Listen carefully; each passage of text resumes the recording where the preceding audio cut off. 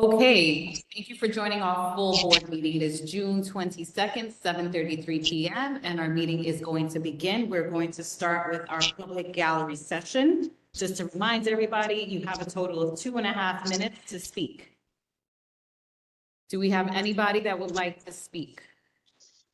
I'm going to use the raise the hand function. Yes, raise your hand if you would like to speak. Oh, Okay, we have from Bronx and HS, Chris, I don't see your full name. Christian, the floor is yours. Thank you, Beatrice. How are you doing? Hello, my name is, can you hear me? Yes. Yes, my name is Christian Campaña. I'm the outreach coordinator for Bronx Neighborhood Housing Services. Our main goal is to help the community and people to get grants to get their first home. However, we also have different programs, and there is this new program that we have, and it's to help people, mainly seniors, to do estate planning for free. So we are helping everyone in our community to either do their power of attorneys, will, health proxy, all these documents for free. So we just wanted the community to know that this service is available for all of you. If you have any questions, make sure to give us a call or stop by the office, and we'll be glad to help you.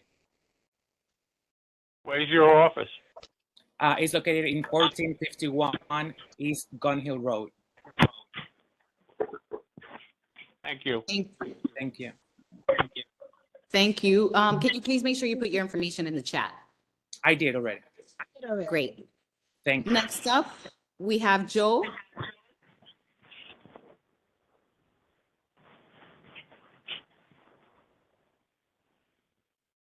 Joe, you can unmute yourself.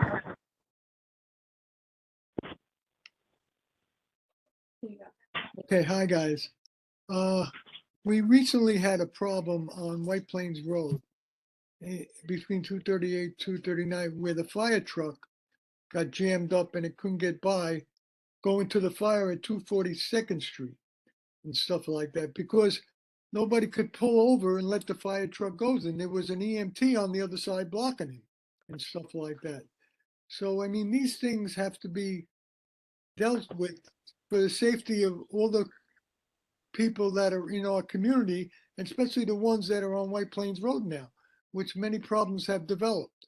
Okay, thank you. Thank you, Joe. Next up, Q. Hey, good evening, everyone. Thanks for allowing me to speak. Just a quick update. I was at the Juneteenth rally. I actually was able to meet Mr. Alfredo Figueroa. He was there, very active. We had a lot of our elected officials. There was a letter that we had made that we gave to a lot of the elected officials, if not all of them. I think 90% of them that were there. Kirsten Gillibrand, the senator, she came. We spoke with her, and she literally was walking on White Plains Road. She walked right in front of my building, and I explained to her what the issues and situations were. So I'm going to keep it brief, and I just want to say one thing to the community board. May God rest the souls of everyone, on that submarine. But now everyone is asking in retrospect, because there was someone who came out and stated this is a problem and they were ignored. Everyone is asking what could have been done. And I don't want that to be us for White Plains Road. All right. I'm not naive or ignorant. I don't believe a letter from the community board is going to be able to miraculously change the situation. That's not going to happen. But at the same time, when we do face the mayor, he is going to ask the Department of Transportation what's going on. And what we've seen is that the Department of Transportation is going to say, hey, we received permission from the community board. So if we can get documentation, that will give us the ability to keep fighting this. Once we receive that, like I told Mr. Figueroa, there will never be another peep out of us on this particular topic. So I hope you guys, would listen to what we have to say.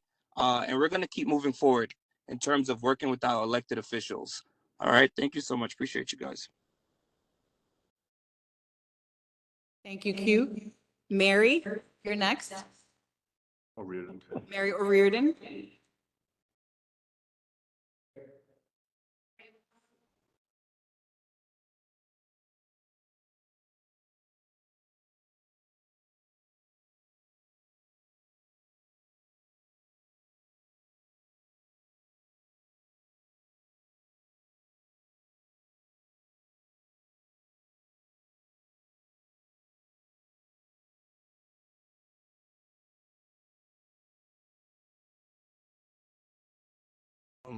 We're not hearing anything online.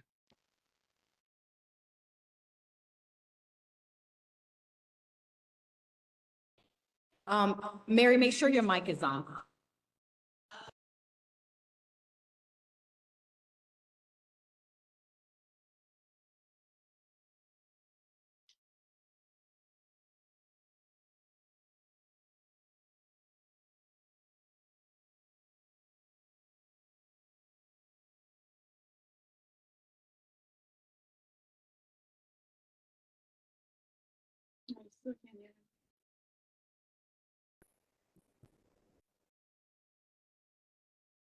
No.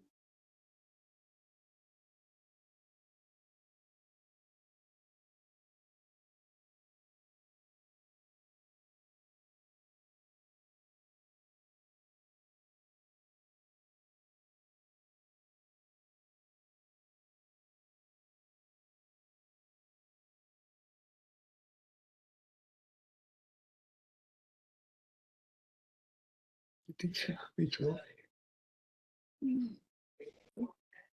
Beatrice, is that the place? Yeah. So they're clear, you can hear them.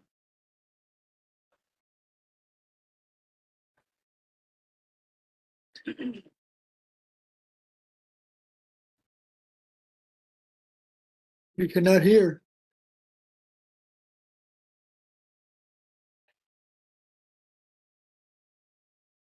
We still can't hear her.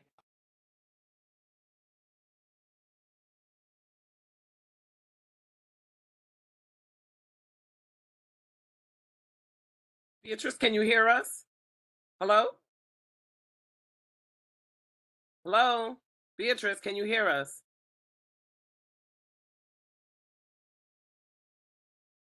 You think we got disconnected here somewhere? No, I see them. I hear somebody saying Beaches, can you hear us? But Beaches Yeah, is that was not me. answering. That was me. Beaches is Them. All right, let me call them. Thank you.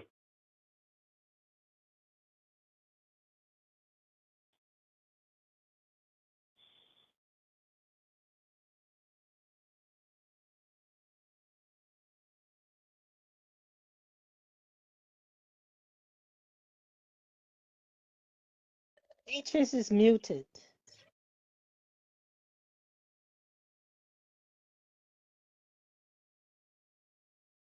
She just said in the chat that they're having technical difficulties. Right. I just spoke to Mr. Mike and he's there at the carriage house and he said the same thing. They're aware of the But- problem and they're trying to fix it. She's muted though. No. There's a speaker from the community. One of the community constituents is speaking, but we cannot hear her. So they're working on that technical issue and Thank you, that's Mary. what they're trying to resolve. Next up, we have Richard with Vertex. Let them know. Thank you, Mary. Next up, we have Richard from Vertex. Apologies for those that are online we're having some technical difficulties with the public gallery session setup, so please bear with us. Richard, you're next.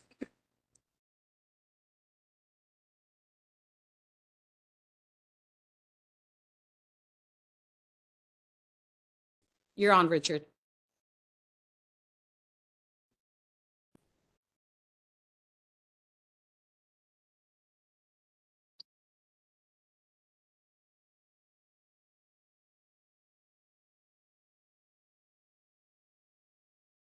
Beatrice, would it just be possible for you to keep your mic open and then we could hear that way?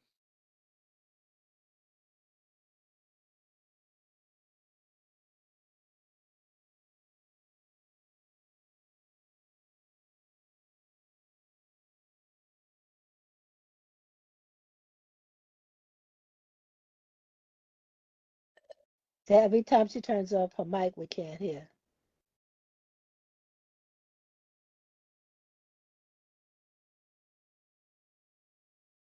Because she's muted.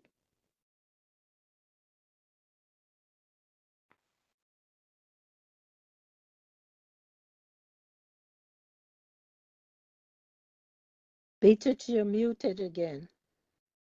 We can't hear you.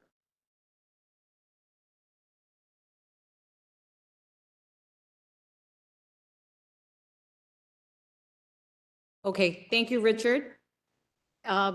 Virginia Sanders, you're next. I just want you to be aware at 241st and on Baychester, there's two problems. There's the car wash problem and between Furman and all the way down to past Barnes, past all the way down 241st. Besides the trucks and the car wash, we still have a lot of garbage in that area. The bus stop people seem to be dropping all that garbage right out there. And the trench is so long out there that you can't walk on the sidewalk anymore. It's a little bit of a mess. So I just want you. Virginia, can you repeat the address? Okay, 241st White Plains Road, where the bus depot terminal is, the beginning of the bus, from McDonald's all the way down to the end of the planting where they have the on Okay, Bay. thank you, Virginia. Our district manager, George Torres, took down the information and he and Ursula will follow up. All right, thank you so much. Thank you. You can put, if you can put the exact address again in the chat. We wrote it down, but feel free to put it in the chat as well. I'll try to do. Thank you, Virginia. Next, we have Patricia. Yes, can you hear me? Yes. Okay, great. Thank you so much for the opportunity. On 222nd Street, actually parallel to the Old Time Kitchen Restaurant, in the center lane there, which is there really isn't a center lane. 16 wheelers are parked there. So if people trying to come down Edson Avenue and go straight across, it's almost impossible for them to see oncoming traffic. Virginia, it's hard to hear you. Can you try again? You talking to me? Yeah. Virginia, yes. Patricia. Oh, It's Patricia. Patricia. I'm sorry, Patricia. Okay, so what I was saying is that on 222nd Street, parallel to Old Time Kitchen, 16 wheelers parked in the center, and it's virtually impossible to see oncoming traffic when you're trying to go straight across to Edson Avenue. This is an accident waiting to happen, and they just sit there. Yeah. Okay, we took note of that. And again, George Torres and Ursula are going to follow up on that. Thank you for. You made that complaint, right? And we have had other complaints, so we're on it. Thank you, Patricia. Thank you. Next, we have Karen Skinner. Hi, yes. I don't know. I know I've been on the meetings before and this was addressed by Mr. Torres. I don't know if it was legal or not. I live by Tilden Towers 1, and we have like at least the post office. They like park their vehicles all the way down into the community away from the post office. I mean, is that legal for them to be able to park their vehicles all the way down into like Barnes Avenue, Tilden Street, 211 Street, along Barnes Avenue? And we also have issues with the big tractor trailer trucks parking on Gun Hill Road by the Bronxwood nursing home. I know a survey went out about the issue, but I don't know what's being done about it.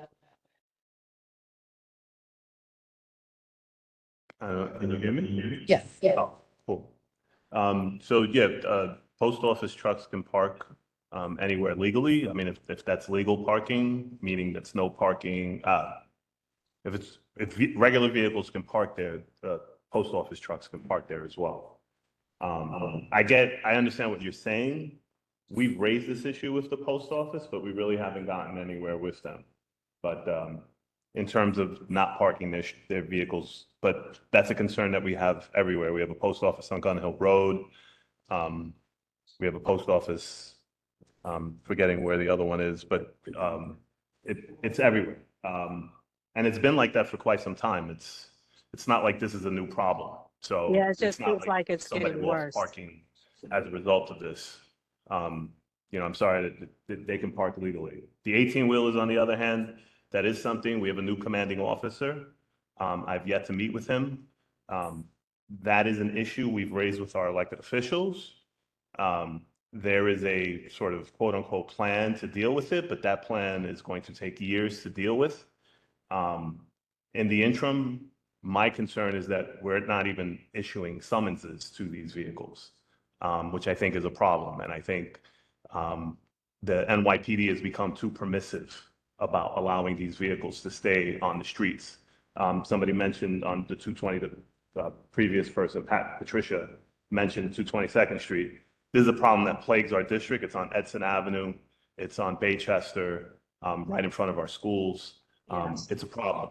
And this is something that I plan to address with the commanding officer. I forget his name, Alfredo, commanding officer. Corbell, all right. Inspector Corbell, so I will be speaking with him about it. Thank you. No problem. Thank you. Anyone else for the public gallery session? Okay, thank you all. So that concludes our public gallery session. Thank you all so much for participating. 443 for Praxis next and then them.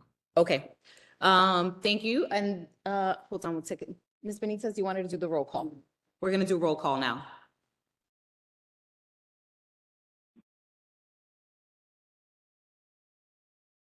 Good evening, everyone. Roll call.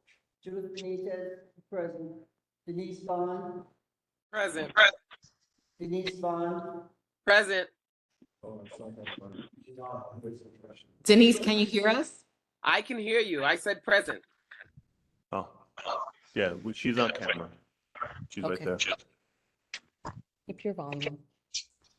Okay. Michelle Bronfield.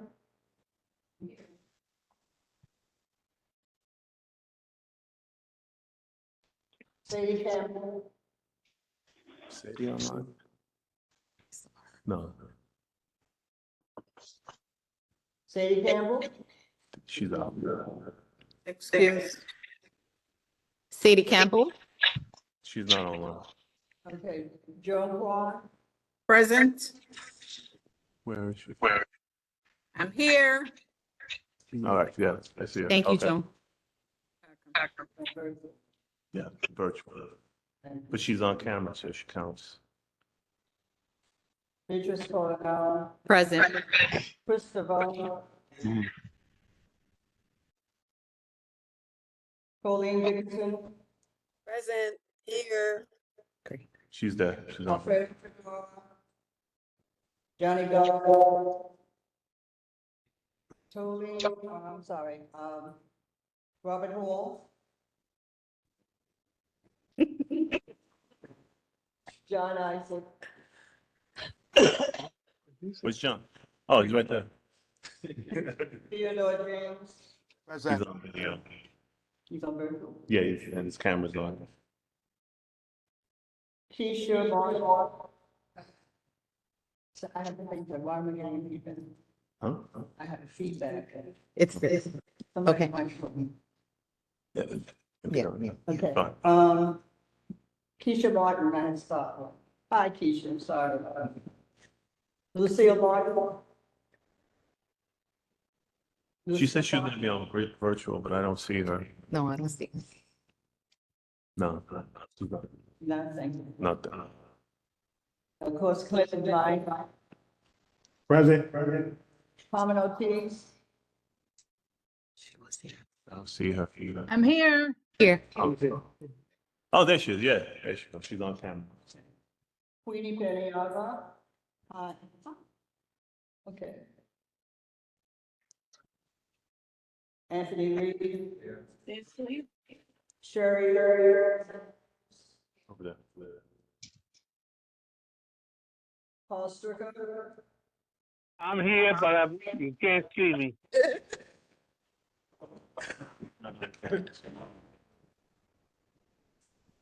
back of the count. I don't know how to record it, but Okay. yeah, he's not on camera. No, no picture. Banger? Hi. Luke Sabados? Here. Deborah Toronto? Is she online? No. No? She's out of town. I'm, She's absent, okay. Deborah Walker? Ryan Toots? Ryan Toots? he's one of our new ones, right? Esther? Yema? Absent. I'm getting feedback, so is she here? No, Esther's out. She's here? She's not here.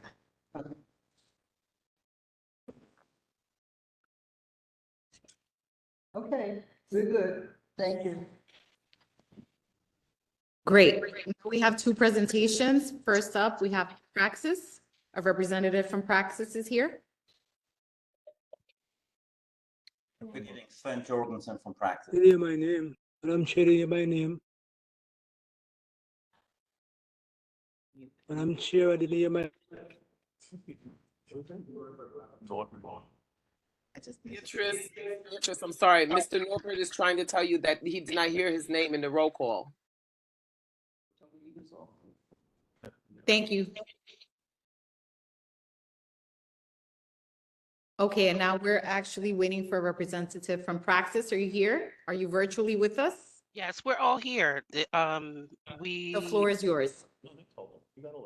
Okay, can you hear us? We can hear you. Okay, awesome. Okay. Good evening, everyone. Thank you for having us here, allowing us to present today. First of all, I'd like to do some brief introductions just so that we know the folks that are on. We have some folks here from DSS, DHS, and then we also have a representative from Praxis. My name is Marika Scott McFadden. I'm the Deputy Commissioner of Intergovernmental and Legislative Affairs here at DSS, and I'm just going to ask my colleagues to chime in. I know your Bronx rep from our offices here. Jocelyn, would you please introduce yourself? Sure. Good evening, everyone. Jocelyn Bennett, Bronx Borough Rep. Good to see everyone. Hi, George. Hi, Beatrice. I'll pass it over to Derek Aiken, who is on our team from DHS. Hi, everyone. My name is Derek Aiken. I am the Assistant Commissioner at DHS Transitional Family Services. I'm going to pass it over to Mitzi Agard.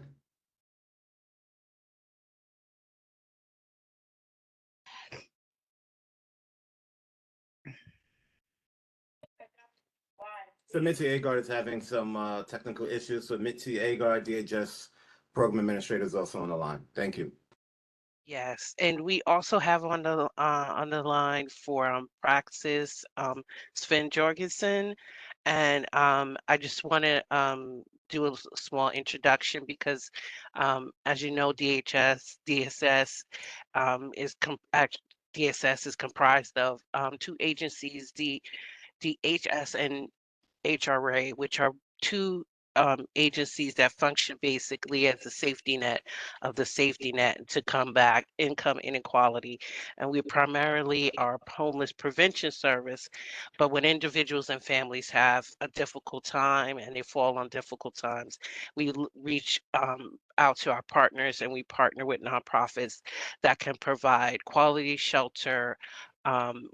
Tonight we have with us Praxis Housing Initiative, again represented by Sven Jorgensen, and they have a long history of social service with working with social services and healthcare, and we're happy to have them here on this project. This project is a shelter that will house 55 families with children, and there also will be 27 units of affordable housing.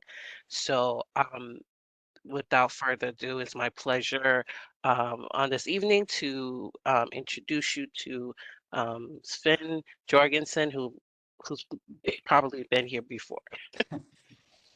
Thank you, Ms. McFadden. Can you hear me? Yes, thank you. Thank you so much to the board, members of the community board, chair, and representatives of the elected officials that are on the call. I just want to take a minute to introduce myself. My name is Sven Jorgensen. I am the CEO of Praxis Housing Initiatives. I've been working at Praxis since 1996. The organization was established in 1995 with the purpose of providing housing to special needs populations, primarily individuals diagnosed with HIV/AIDS. And since 1995, we were operating 4 single room occupancies in Manhattan and Brooklyn. And generally, there was approximately 400 people in those transitional programs that we were housing at any given time. What we noticed that we were extremely competent at moving people out of transitional housing and into permanent housing. And over the years, on an average basis, on a yearly basis, we saw ourselves moving about 400 to 500 people out of the shelter system and into either independent housing or permanent support housing. So over the time, as time will pass on, we started developing a scatter site housing. And over the years, what we found that we were doing approximately 250 scatter site units in Bronx and Brooklyn also. And obviously, there's a tremendous need for shelters and a tremendous need for permanent housing and affordable housing in New York. So in 2014, we as an organization decided that it was important for us to develop permanent supportive housing and affordable housing for individuals. Actually, the first project that we developed is right up on 237 and White Plains Road. We've actually been on White Plains Road since 2014. It's located at 4339 White Plains Road, 61 units of permanent supportive housing. We were very fortunate actually to get some money from the Bronx Borough President's Office that included a greenhouse, an elevated greenhouse, and a horticultural component that we had as part of the housing model that we had. We believe very much in being an asset and a part of the community. During this period, what we've been doing is that we partnered with Bronx Botanical Garden, and every March, what is conducted over at our facility at 4339 White Plains Road is that the Bronx Botanical Garden provides workshops on seeding, planting to the members of the community. So we make our space available to the benefit of the community. We have been in this area, literally a few blocks away, for 9 years. What? In this particular location. We believe in hiring as many people as possible from within the community. At our particular program at 4339, the program director is literally from 10 minutes away from the building, and approximately half of the staff that we have at this particular location is also living within the community. 2017, we decided again that it's really important for us to develop additional permanent supportive housing and affordable housing. The second project that we put up was funded through HPD Supportive Housing Loan Program, and it was 66 units of permanent supportive housing at Loring Place North. 51 units were permanent supportive housing, 14 units were community-based affordable housing. We had 22,000 applications for those 14 units. It's a beautifully designed building. And again, what's really important to us is how we can engage within the community and how we can have links within the community. At that particular location, we work closely with Bronx Community College and have linkages with Bronx Community College. So 2017, we opened up a Tier 2 shelter in Riverdale. You may be familiar with that program. That project is an 83-unit building. It's for families with children, Tier 2 programs. That building initially received lukewarm support, but over the years, it has been embraced and supported tremendously by the community. We have tremendous amount of support from community-based organizations there, and on an annual basis, Riverdale Country School actually provides tennis classes to some of the children that we have in that particular shelter. Okay.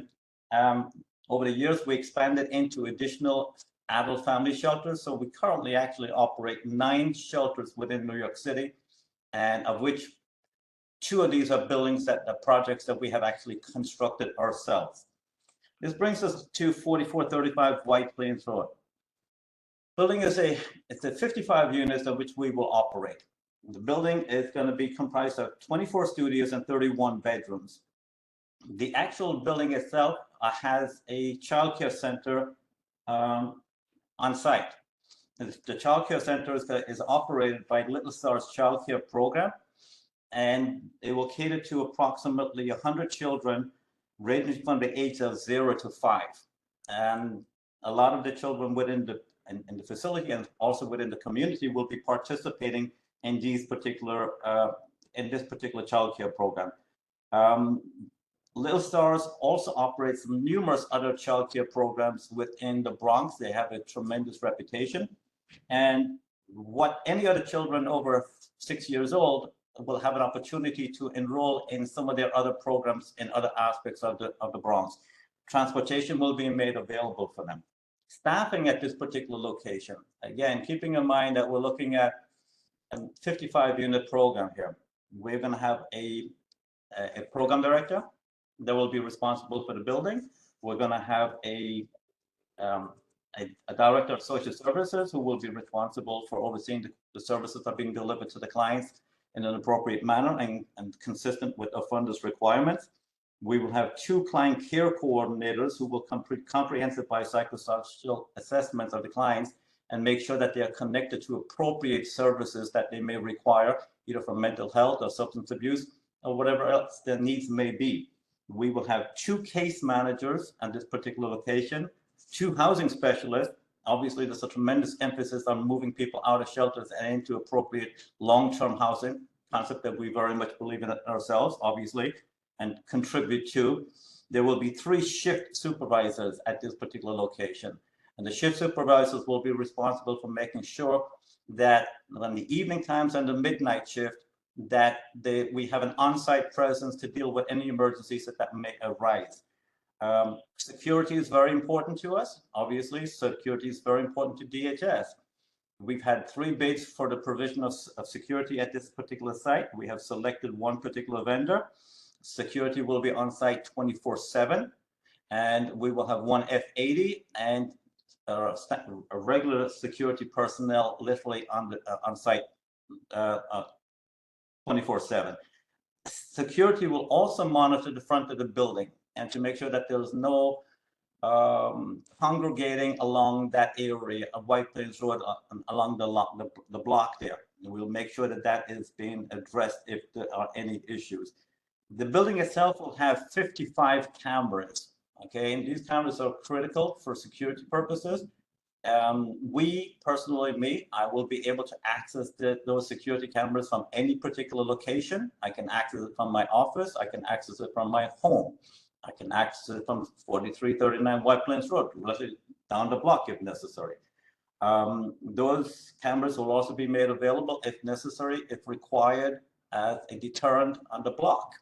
If there are any police that may require any video surveillance required that might assist them, that security footage will be available. We have the ability to record up to 28 days. We will be doing linkages. Obviously, linkages are very, very important. Having been in the community over a long period of time, we did have a linkage with All Meds, which was merged with Sun River Health. And over the years, we've obviously had linkages with Sun River Health and several of our programs. Sun River Health is an extraordinary good community-based organization. They provide primary care, dental, OBGYN, behavioral health, mental health, pediatrics, substance abuse treatment, to name a few. Those are the services that we will be linking with Sun River Health. In addition to that, we'll probably do an additional linkage with Acacia. Again, that's an organization that we've had a long-standing history with. As an organization, we have linkages with approximately 28 community-based organizations that in the areas in which we operate. So there'll be no shortage of services for the clients in the building. I will probably just leave it at that because I'm sure that the board has numerous questions that they may have. And I'll just leave it at that for now.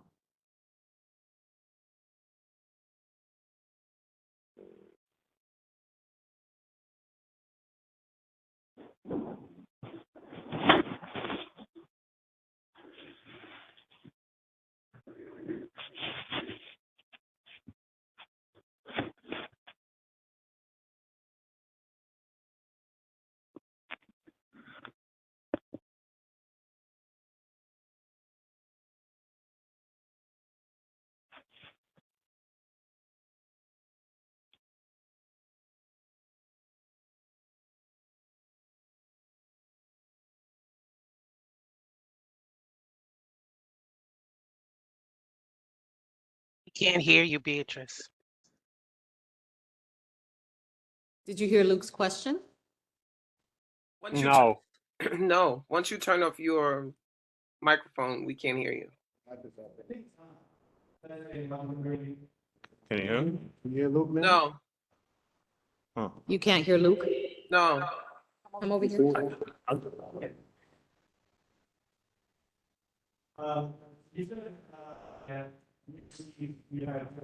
We still can't hear him. Maybe if you just repeat the question. Oh, you have to speak into the laptop. That's, I guess. I'm sorry.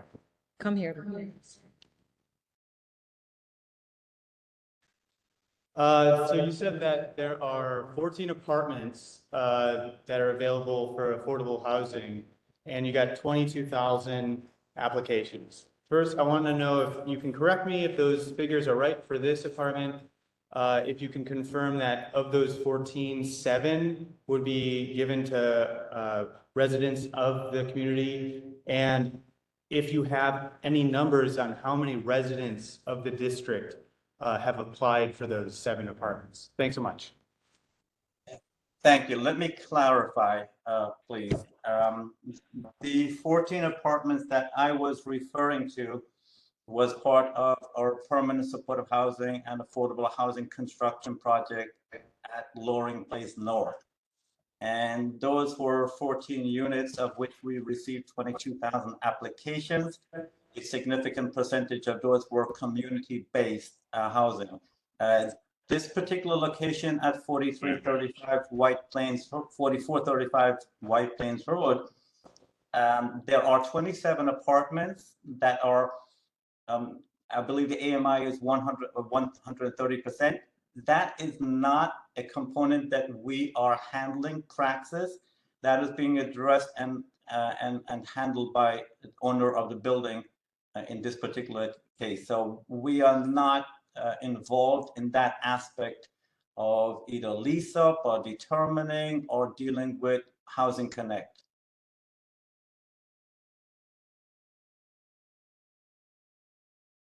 I'm trying to speak to the laptop and the mic at the same time. You can hear me, right? Yes. Okay, cool. My name is George Torres. I'm work here at the community board. Just so that my board members understand, this is not the normal way that we do things. We tell these providers to come to committee to make presentations, and then we make a presentation to the full board. I don't fault Praxis for this. There are a lot of questions. We were notified, I forget when, but we were notified, and June is our last month. We don't meet in July and August. So that's why you're getting a presentation today. My understanding, Sven, is that you'll be opening sometime during the summer. Am I correct? I think that is fair to say, yes. The determination on the opening date will be DHS, obviously, but I think that's fair to say, yes. Yeah, so we're a little bit at a disadvantage because, for example, a lot of our board members wanted a walkthrough so that we could see this. I've been having an ongoing conversation with DHS about the number of facilities, and we're actually going to talk about that later on tonight. I don't want to belabor this. But if it's okay with you, we'll put some questions together as a board and we'll send them over to you. Because this isn't your first facility. And I have questions about that first facility, but again, I don't want to get into the weeds here. This is not a voting item. They are opening. According to DHS, they followed protocol and notification by letting us know that they were doing this. But, this is what's happening now. We have a crisis, a housing crisis across the city. We have a migrant crisis across the city, and we're trying to house everybody because it is our obligation to do so. This is what's happened. We can, like I said, if you have questions for us or for Praxis, we can present them to Praxis and to DHS, and hopefully we'll get a response in a timely manner. Thank you, Ben. You're welcome. I'd just like to say thank you, George, for your comments.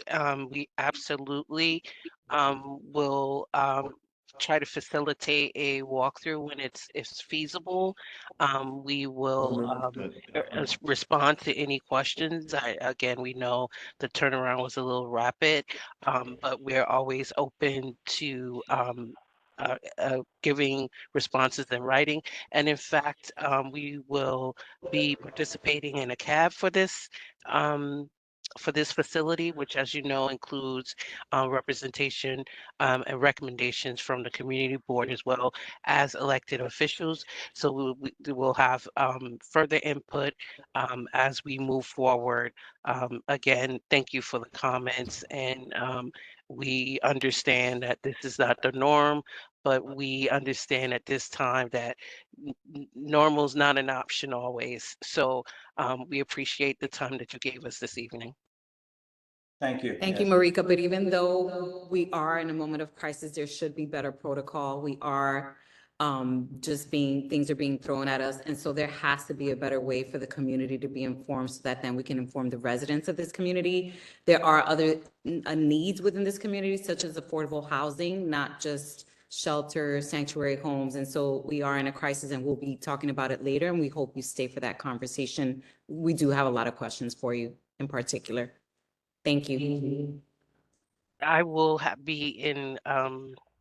I will be commuting because I'm still in Manhattan, and I'm not a Manhattanite. As you know, I'm a Bronxite, so I won't be able to stay for that.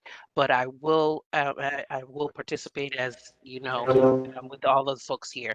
Anything that you want to talk about, we will put another meeting together whenever necessary. Thank you. We don't know what that is. So. Excuse Thank me. you, Marika. So is my understanding that they're not taking any questions from board members at this time? Is that what we're saying? We can ask questions, but what George was saying is that we should put our questions together. Unfortunately, this is not a voting matter for us. It's happening. And so we don't want to delay everything else we do have to take into account for today. So Denise, we will be submitting questions. It's just this should have come through committee first so that you could have all had the proper timing to ask those timely questions. Unfortunately, that wasn't the case. And so it's happening. We're not voting on it tonight, but we definitely will be submitting questions and requesting that walkthrough. Okay, so, but when we go to vote on it, there's nothing really to vote on if they're going to go forward with this, and this is going to be in the summer. There's nothing to vote on. That's what we're saying.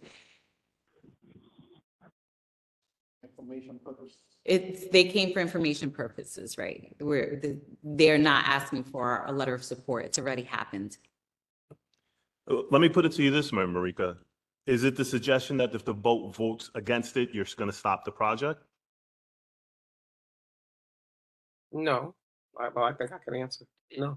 I think that you know how this process goes, and as you just said, this is part of notification of the community, is part of letting folks know about what the services will be at this facility. This is an official notification. It's not that particular opportunity to full stop. I didn't hear that well. Right. No. So if I could, Yeah, ask just one quick question. as a community board, we have to have a conversation about how we do things, but I think we're going to raise this issue at the borough level. We're having conversations with our borough president, who's concerned about the siting of all the shelters in Wakefield area, especially within Councilmember Dinowitz's district. 6 of his 12 shelters, he represents 3 community boards, 50% of them, and he represents a small part of Community Board 12, are located in Wakefield. And we think that that's terrible. And again, it's not your fault. We think that the real estate industry plays a role in the siting of these facilities. And we think that the city is not doing their fair share criteria, which is mandated by law. But because you're addressing a need that is an emergency need, I mean, I have my own opinions on that, but you know, there's nothing for us to have a conversation about tonight. You told us, I'm forgetting when I got the email, but I was out. I don't have my email, but it was less than a month ago that this site was going to open. We requested a walkthrough, and this was the solution to the walkthrough because we couldn't get anything in time for it. This is the same protocol that was followed for the site on Tilden Avenue. I won't give the full address, the Tilden Street, I should say. We were notified that this was happening. This happened for Vibe Hotel. This happened for Friendly Motel. This happened for Monty Hotel. This happened for 4747 Bronx Boulevard. I say that address because DHS promised us that they would never use that site for a shelter after they closed it during COVID. So again, this is your protocol. This is not our protocol. As a community, we like to know we're planning board. So one of our responsibilities is to plan.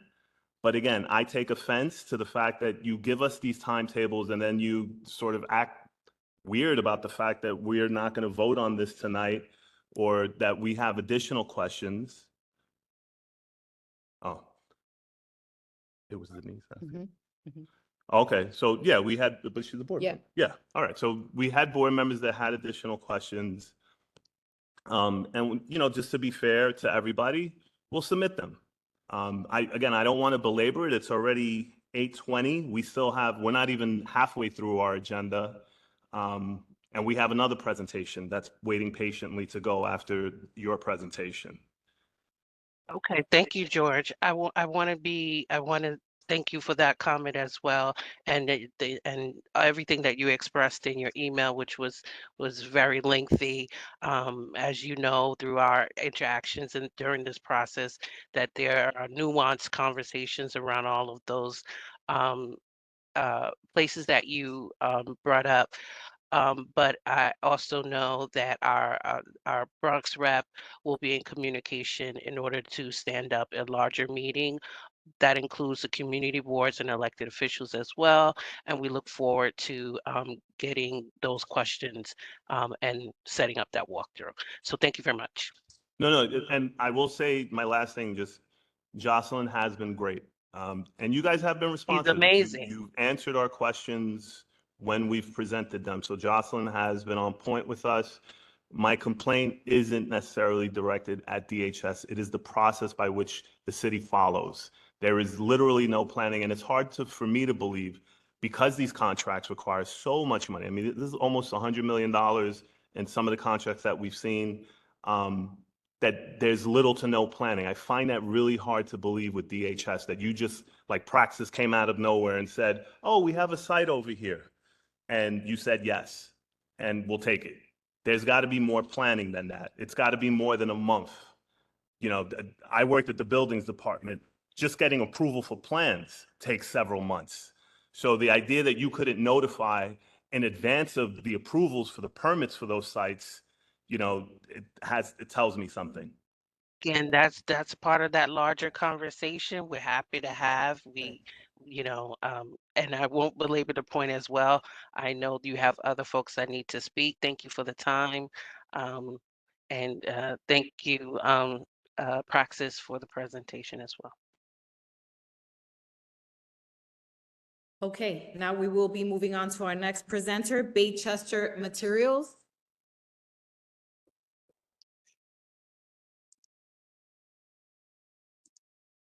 We'll give them a second to walk down.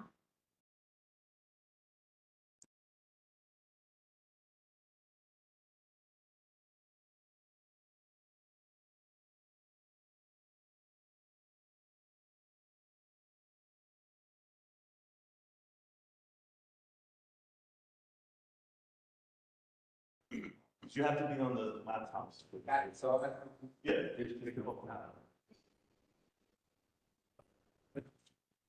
Hello, everyone. How you doing? Hey, what's going on, everyone? You guys look tired? It's almost done, right? We're just getting Okay. started. Working on it. Okay. We're gonna this is Aaron from BxCB Materials. We're gonna tell you what's happening, a project they have coming up. Hey, how are you? Thank you for having us tonight. My name is Aaron Benhamo. I'm a principal of BxCB Materials. I'm here with Jason Lavery, my partner, John Oakler, and my father, Gotti Benhamo. We're proposing a recycling facility at 1684 East 233rd Street. Speak louder. I think it's on. Hello? That better? So we're proposing a recycling facility at 1684 East 233rd Street.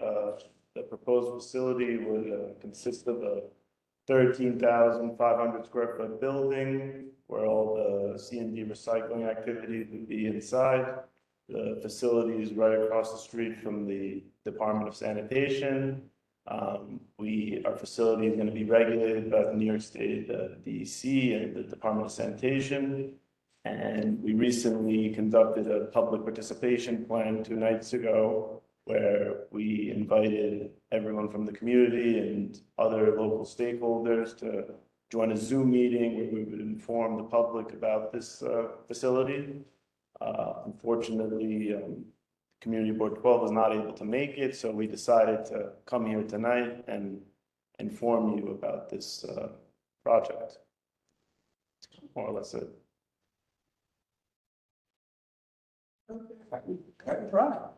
That's it? That's it. You have a question?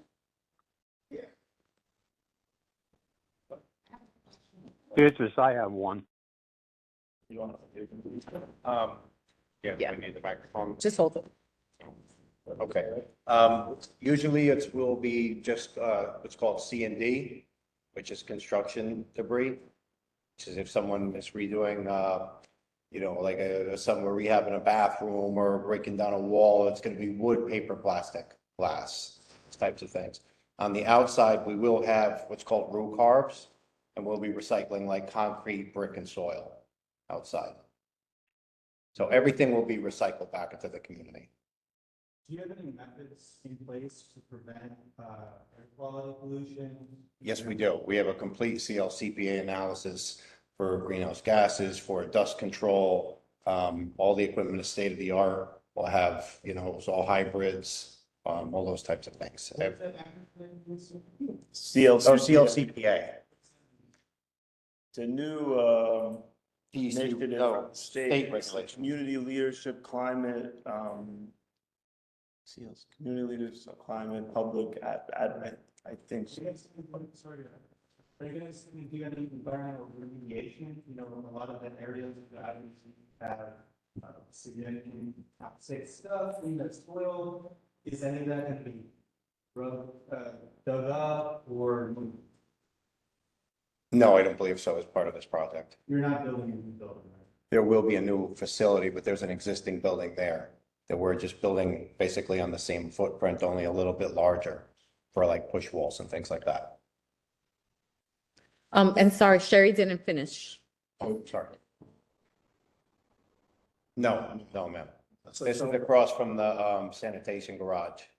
You guys know what the bowling alley is, the junkyard area? Between Provost Avenue and like Clementine, we're on the complete eastern side of the left side. Correct. Yes. Yeah. Yes. And Beatrice? We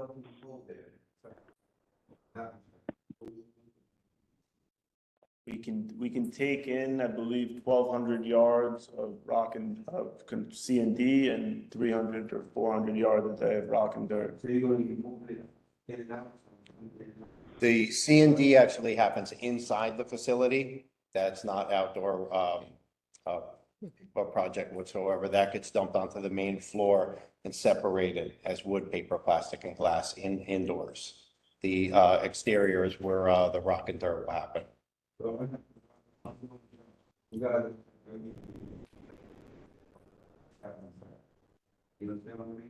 There will be some of the containers coming in, yes. Yes.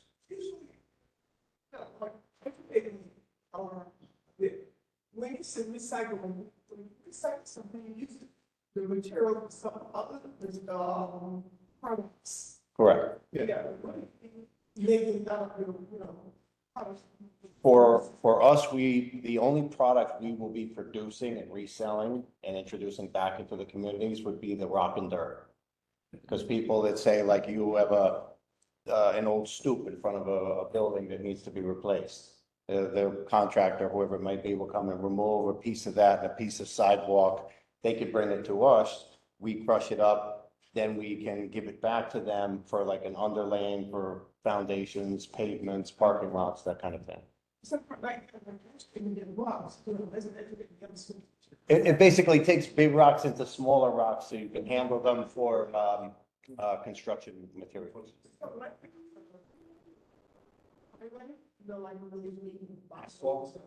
We don't do that. That's I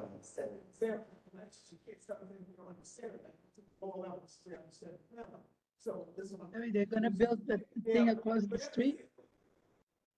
They're gonna build. You'll be able to reuse and make other things out of it that will be productive for your community, for reselling. for the community, for us, for the contractors, for everyone involved.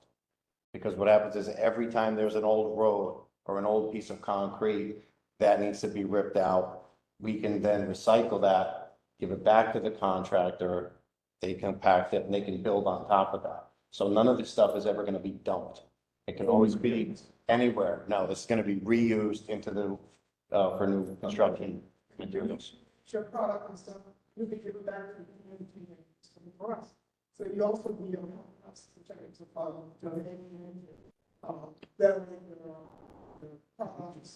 Oh, absolutely. As a recycling center, we want to see much cleaner streets now. That's gonna be the whole thing behind it. Absolutely.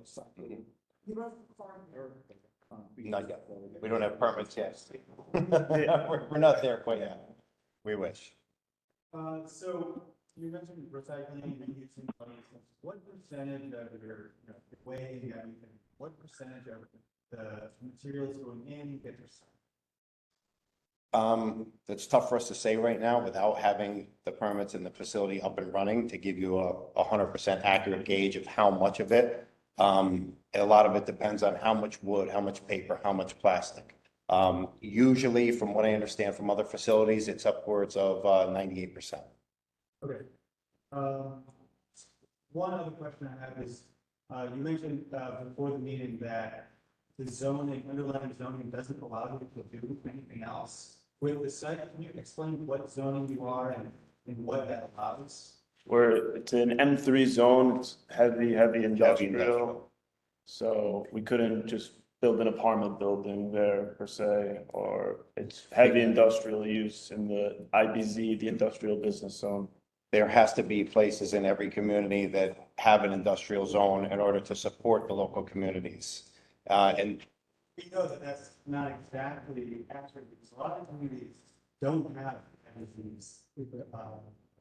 It's really disproportionate where this is cited, but I hear you. Not every community is given industrial facilities like that. well, we're hoping, sorry. I'm sorry. We need to look at the context of what was there before. There was actually a car crushing and recycling place there before. So the area where it's going, it's not going to change the nature of the area around it. It's right behind the bowling alley. So, and then if you go around the corner, there is actually a recycling place already there. You could take your concrete, they recrush it, they reuse it. The contractors call it item 4. We use it a lot to stabilize, driveway pavement, sidewalks. And it's actually better than bringing in gravel, you know, and it drains better. So it is a good thing. That's correct, yes. Yeah. Okay, we do have other questions. Let me Yes, just go to Ms. Carmen Ortiz, who's online, and then we'll come back to you, Sherry. Ms. Ortiz? What's your question? Ms. Ms. Ortiz? Ortiz? You're You're muted. muted. I know her question. She lives right. Yeah, she lives on. Okay. Sokol. Oh, yes. I Yes. live right across the street with these companies coming. I already have a construction right across the street from us. They work all night and all day. And 7 days a week, Saturday to, they wake up us at 3 o'clock in the morning to do all the kinds of, rack, whatever they do, they break racks and everything. Now you gonna come and do the same? What about our health? What about our children? We have children in this block. They're private houses across the street from where you, and that used to be the rack building. Is that what you're doing? That building that is called the racks for the rags? Lives across from the contractor. I'm You know, sorry. you're not thinking about I our missed the address originally, but I don't think we're speaking about the same area. And the DC and everyone knows You're that across the the street. criteria for opening one of these is it within at least 1,000 feet away From the from houses? any residential area. So there's no homes, hospitals, schools anywhere near us. But to answer your question, we will have the state-of-the-art facility of dust control and all those types of things. And like I said, it wouldn't be affecting any residences in the general. And also, it's an environmental study as well. Make sure you add that. That's correct, yeah. Extensive environmental studies have been done that go back M3. Yes. Beatrice? I'm sorry. Where is the location again then? Yes. Hello, where is the Under the location? solar panels. The solar panels, that's part of the CPA, that's part of going green. Do we have any other virtual board members with questions?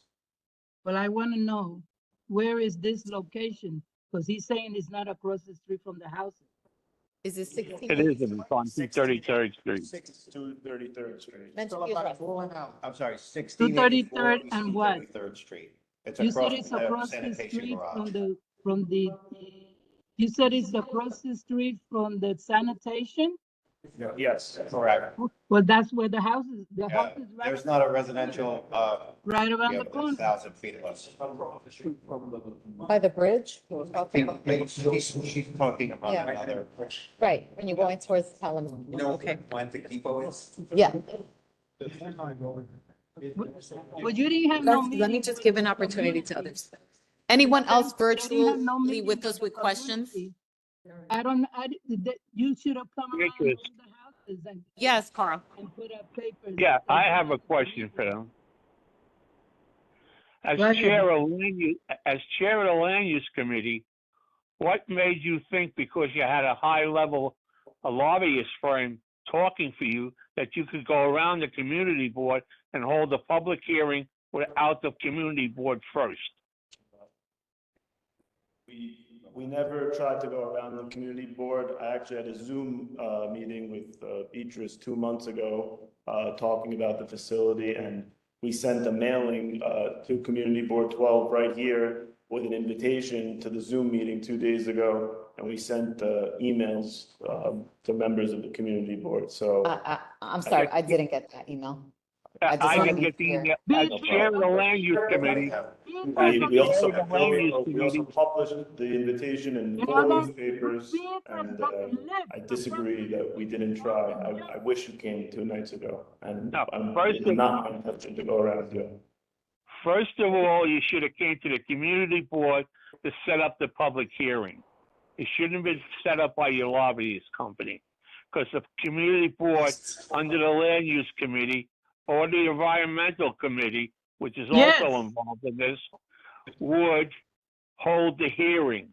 And then you will you make your presentation. I think you tried to go around the community board the way it was done. And I don't appreciate it. In the beginning, I thought it was a good idea. Now I'm having second thoughts about putting it there. we have a lot of asthma and everything here with this block because of the filth that you guys bring to the block. Sherry? Thank you, Beatrice.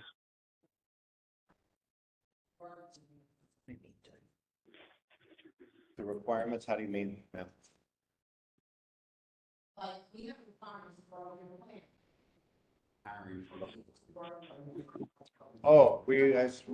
Oh, sorry.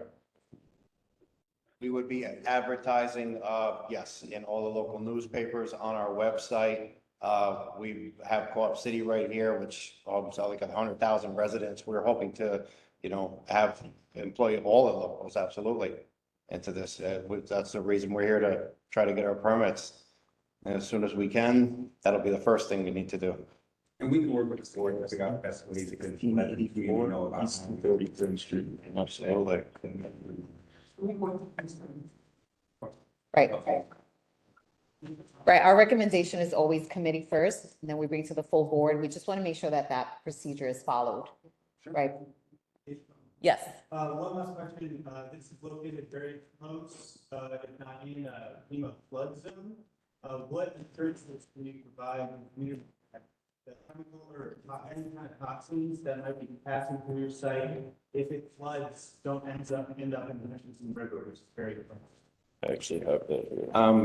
That is gonna be, if you can refer to the website, there has been a complete EAS that was done of the site. All leachate and stormwater will be treated on site and discharged into the New York City sewer system, where it will be treated again. No contamination will reach the Hutchinson River. That's the answer to that question. When you're talking about, you're gonna have different types of material, right? Those will get rained on, and then, the water from those piles, right? I wouldn't say that we're really far from the river, we're high away from the river, and we have soil sediment, drainage systems, oil water separators that are, part of the protocol, so that doesn't happen. What website is it on? BaychesterMaterials.com. And all of the relative, information that we discussed, will be in the repository there. There's the CLCPA, EPA. I'm sure some board members would like to do a walkthrough when it's up and running. Okay. CLCPA is Community Okay. Climate Leadership and Community Protection Act. Did you want to say something? Tell them Okay. The acronym. Thank you. Thank you. Thank you. Thank you for making it. We look forward to hearing more information, and we definitely will have more questions. So thank you. Thank you. Okay, thank you, everyone. And we're gonna have a public hearing on it, by the way. Okay, we're moving on. That closes our presentations portion of our agenda. We will move on to elected official representatives' reports. Councilmember Eric Dinowitz. I don't know if they're still on. Oh, you got, cool. This is, the people who are, I guess, here. Okay. Councilmember Eric Dinowitz, are you here? No?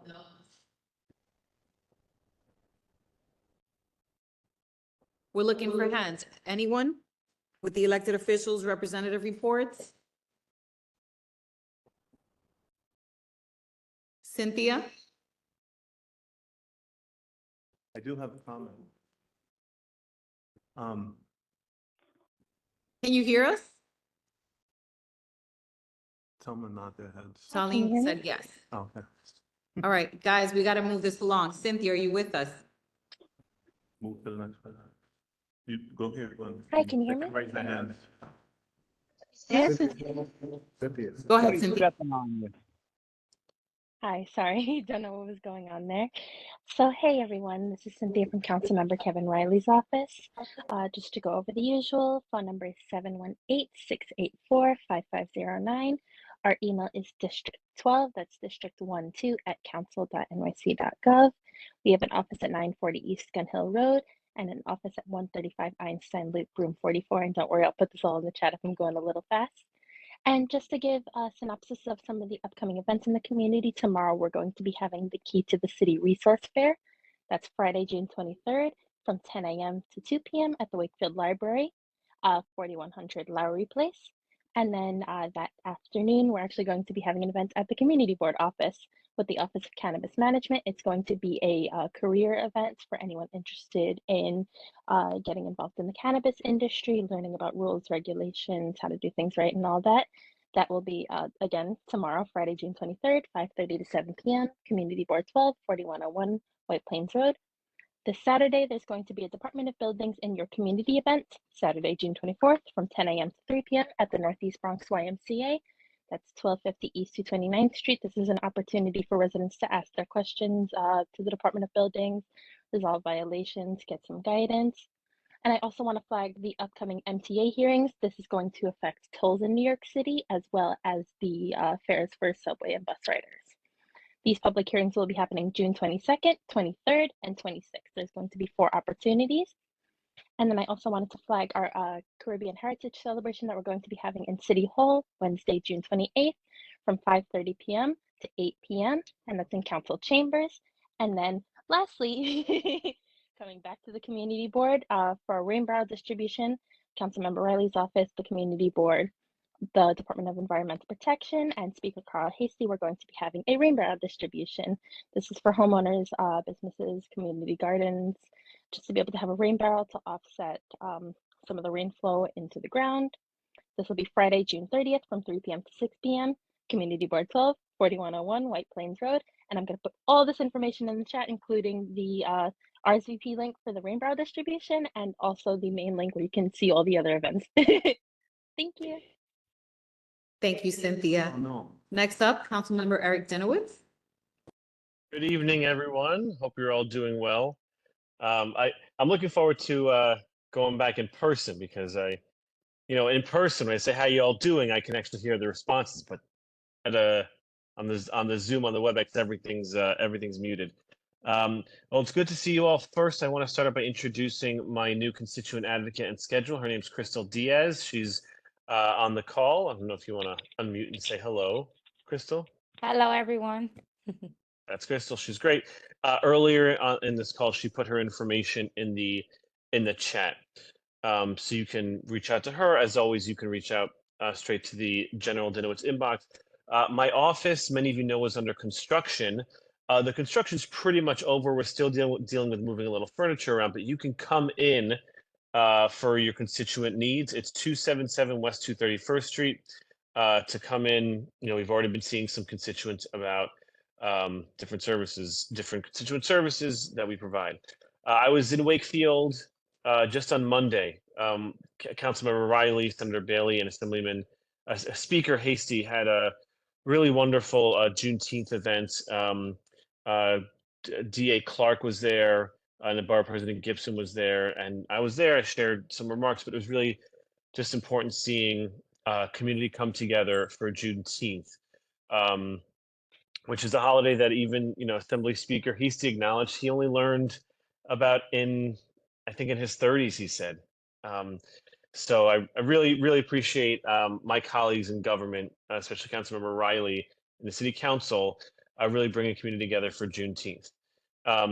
I met with the mayor 2 weeks ago, and I brought up to him again about the car washes. I specifically spoke about Webster Avenue, and I sent the PD a video There were 20 car washes, not to mention all the trucks parked along there, but 20 car washes the time I drove by.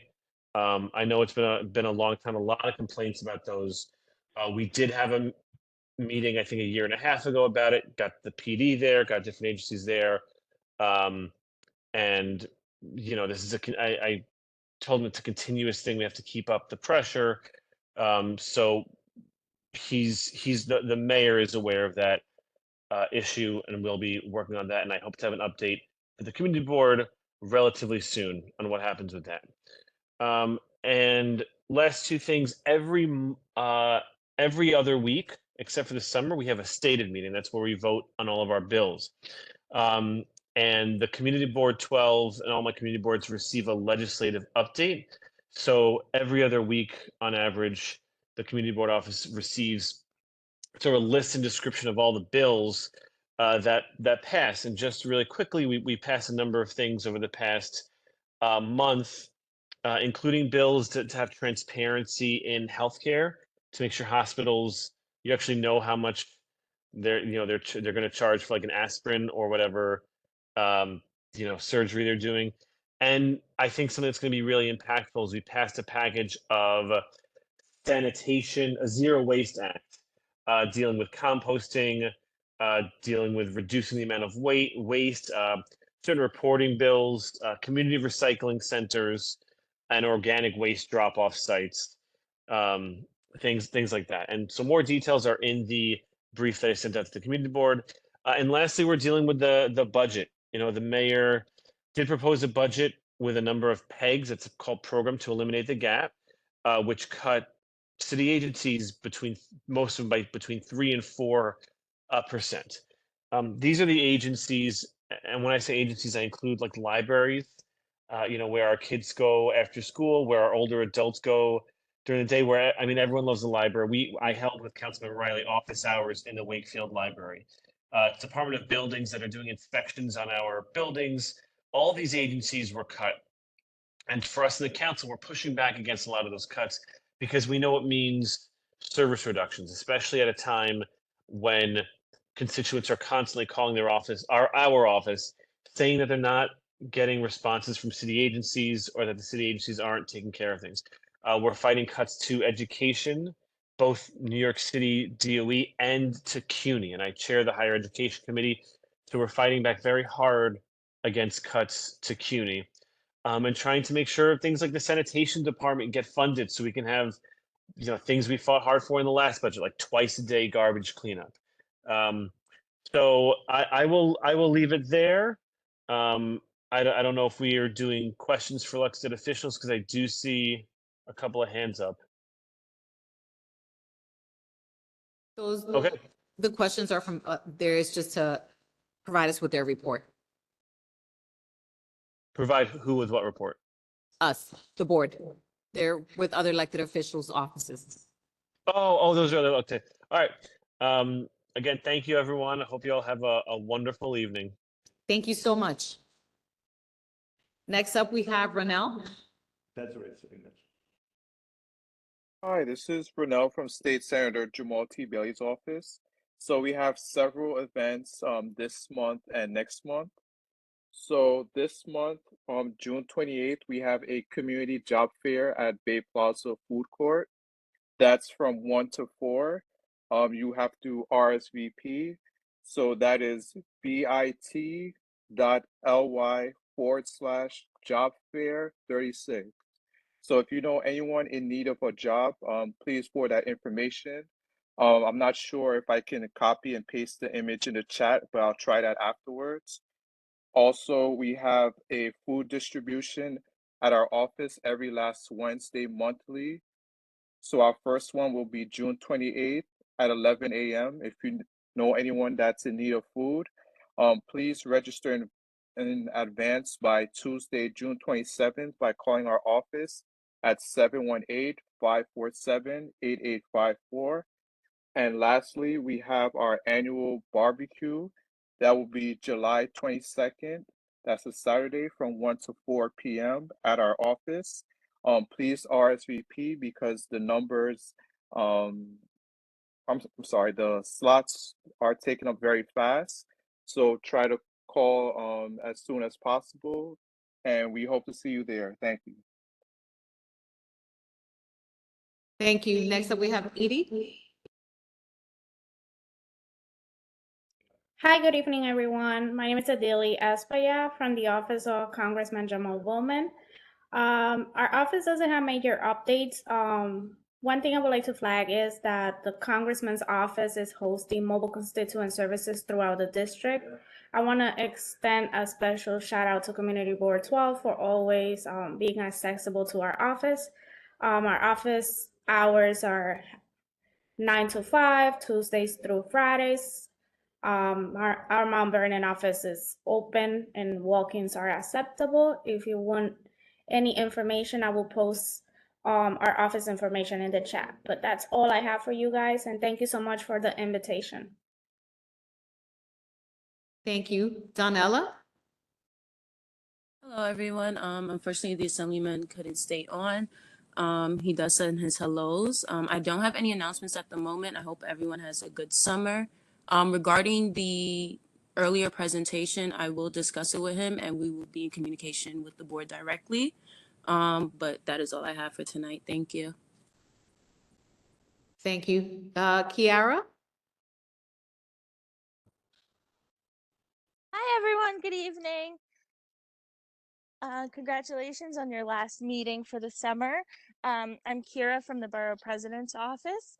I just have a few things to report. The Borough President will be hosting summer concert series throughout the borough. I'll post that flyer in the chat and I'll send it out to the board as well. In addition to that, I just wanted to announce we will be having first, we are still working on new appointments to the board. Obviously, they won't be appointed in time for tonight's meeting, but you'll get them in the next few weeks. We'll be doing a new member orientation as well as a refresher course for current members who are interested in kind of just getting some more information and brushing up on some meeting skills. We're going to be holding a community board appreciation event in the early September. More details to come on that as well. We've sent out a code of conduct that we expect all board members to sign and abide by. If you did not get that, please reach out to me. I put my contact information in the chat. And I'm working on the demographic report that's due July 1st. So I've also reached out to board members to fill out a demographic survey. So please work on that as soon as possible. Thank you very much and have a great summer. Thank you. And just board members, reminder that there's a deadline, right? July 1st for the demographics, July 7th for the code of ethics. Yeah, actually, Thank you, I Kira. need the demographics if they haven't filled it out, by tomorrow or Monday would be best because my report is due on the 1st. Yeah, Kira, just understand with that. Thank you. With the board members. Thank you. Okay, so that concludes the section of the elected officials and Bronx Borough President's reports. Oh, yeah, my report. Yeah. And I just want to take a moment actually to welcome George back. We're super happy to have you back and see you in good spirit. Yeah. Thank you. As you all know, we need that fire. There's a lot happening on our board.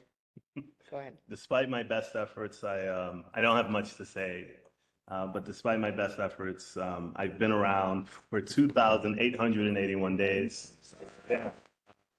For 7 years, 10 months, and 20 days. So I am grateful for each and every day. I thank you for being your district manager.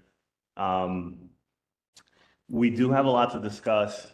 I'm gonna I hope that we sent you an article. There was an article, I think this was in the city, and it was on June 20th, so just 2 days ago, 2 days ago. And it was an article on the Adams administration is far behind on bus infrastructure benchmarks with promises to improve this year. Now, this article speaks to the issues that we have before us now as a community board. The bike lanes, mandated by law. We are woefully behind as a city. We're supported by the elected officials.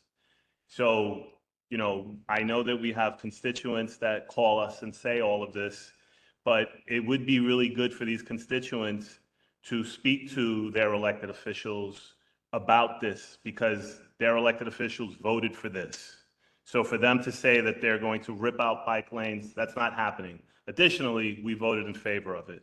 I know that they keep coming back to us, but that's not how we operate. We're not going to get bullied into changing our opinion. The second issue is the bus lanes. And this just goes to show you, we've had a conversation with DHS. My beef with DHS is that they have a planning arm within their agency, and they know what shelters are coming.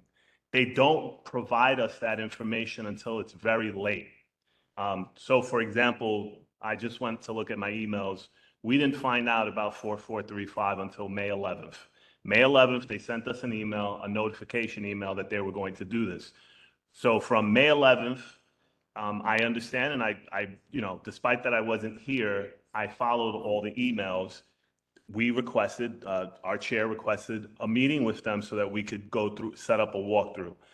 They couldn't, this is the best, this is what they could come up with, was coming to tonight's board meeting to give a presentation.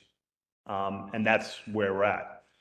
I say this because right now, if you go on Gun Hill Road and you go, I don't know, is that west of Webster Avenue?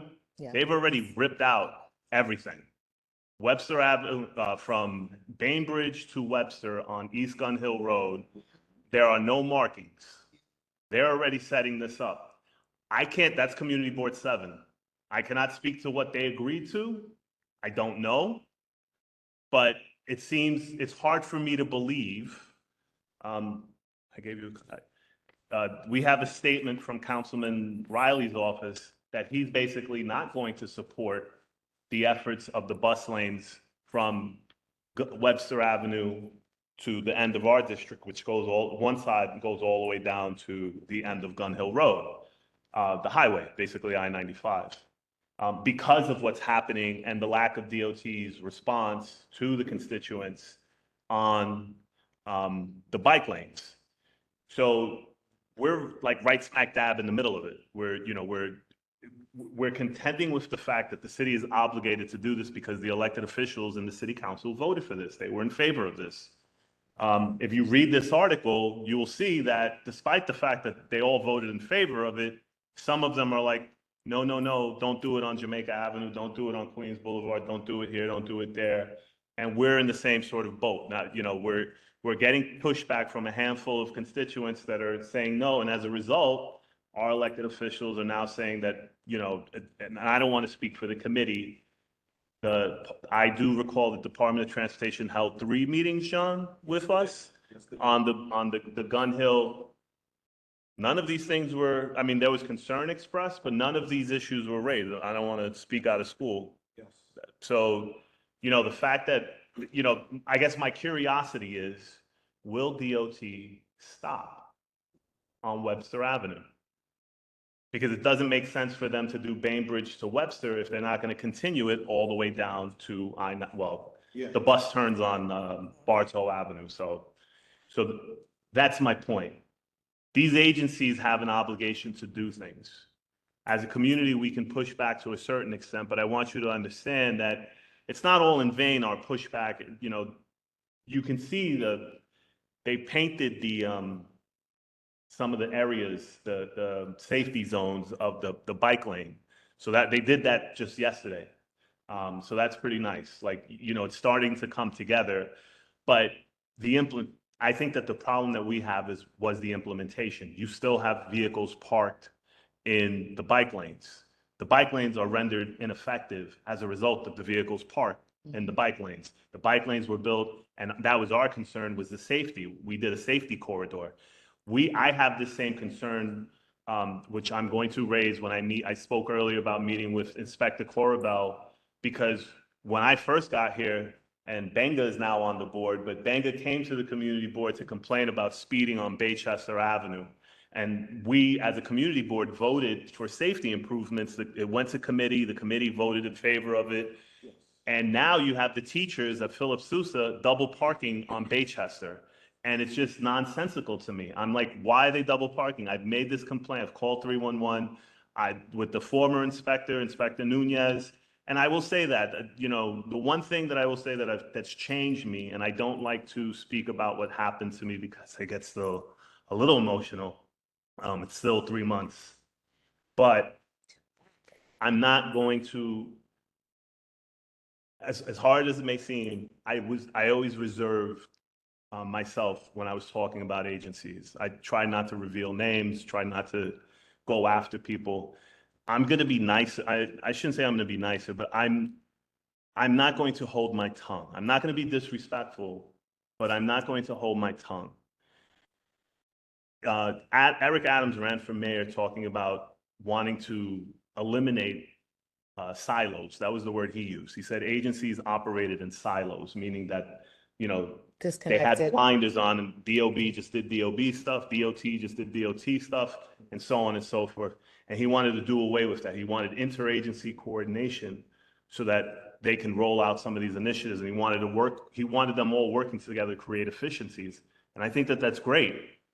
But the problem is they rolled out the bike lanes, and it's been an unmitigated disaster because we've gotten no help from any other city agency, namely the NYPD, namely the 4-7 precinct, namely the inspector, because this is a top-down bureaucracy. They're like the military. If the commanding officer doesn't say, go write summonses, they're not going to write summonses. It's not going to be a priority for them. And that's what we're faced with as a community. How do we hold these folks accountable? I don't want to call out, Alfredo sits on the 47th Precinct Council. I know that he's reached out to the commanding officer to speak about these things. And I will say the one thing that Alfredo said to me is like, oh, I'll ask them for a favor, you know, to do this sort of thing. We shouldn't be asking for favors. This is their responsibility. This is what they should be doing. This is the law. And one of the interesting things, and this will be the final thing that I say that I find really fascinating, is that everybody talks about how city services are slow to respond, maybe non-responsive. And, you know, they give all sorts of excuses where we have such a high vacancy rate of employees. They're not there, so they can't do their job. But whenever I speak to an agency, they always say, oh, we have what we need. We don't need any more. And that can't be the case. Either you have enough employees to do the job or you don't. And, you know, again, when I speak to these agencies, I'm like, well, can I get enforcement out there to write a summons? I'm not even asking NYPD to tow cars anymore. I think a summons will do. And we're not even getting that courtesy. And I think it's very frustrating for me. Ursula jokes that she's going to retire. I have to talk her out of it every day because she feels ineffective. But this is the reality that we face. I mean, Ursula, you know, she's the heart and soul of the sport. She's been here for 23 plus years. And, you know, she could be able to call an agency and we knew them, like we knew the agency reps. And we could be like, hey, whatever, DEP, I need you to clean a catch basin. Now it's got to work its way through the 311 process, in addition to going to the borough office, in addition to going through whatever, you know, OKs and all that stuff.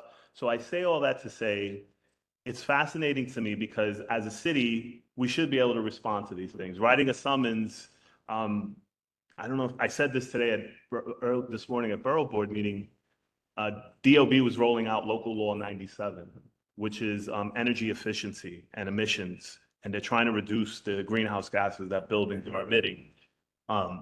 So part of Local Law 97 was that, I'm forgetting how much, I think it was like $268 per metric ton if they did not meet the standard. So there's a whole Q&A. But the point that I made to the professional engineer that was there that was representing DOB, he was like, listen, we don't want to be punitive. We don't want to hit these buildings over the head. We have these violations to sort of motivate them. And I said to him, I said, you know, it's a very well-known, documented fact that, again, it might be even more, but this was a couple of years ago, DOB had amassed or written violations in excess of 1.3 billion, not million, billion dollars in violations. But they're a paper tiger.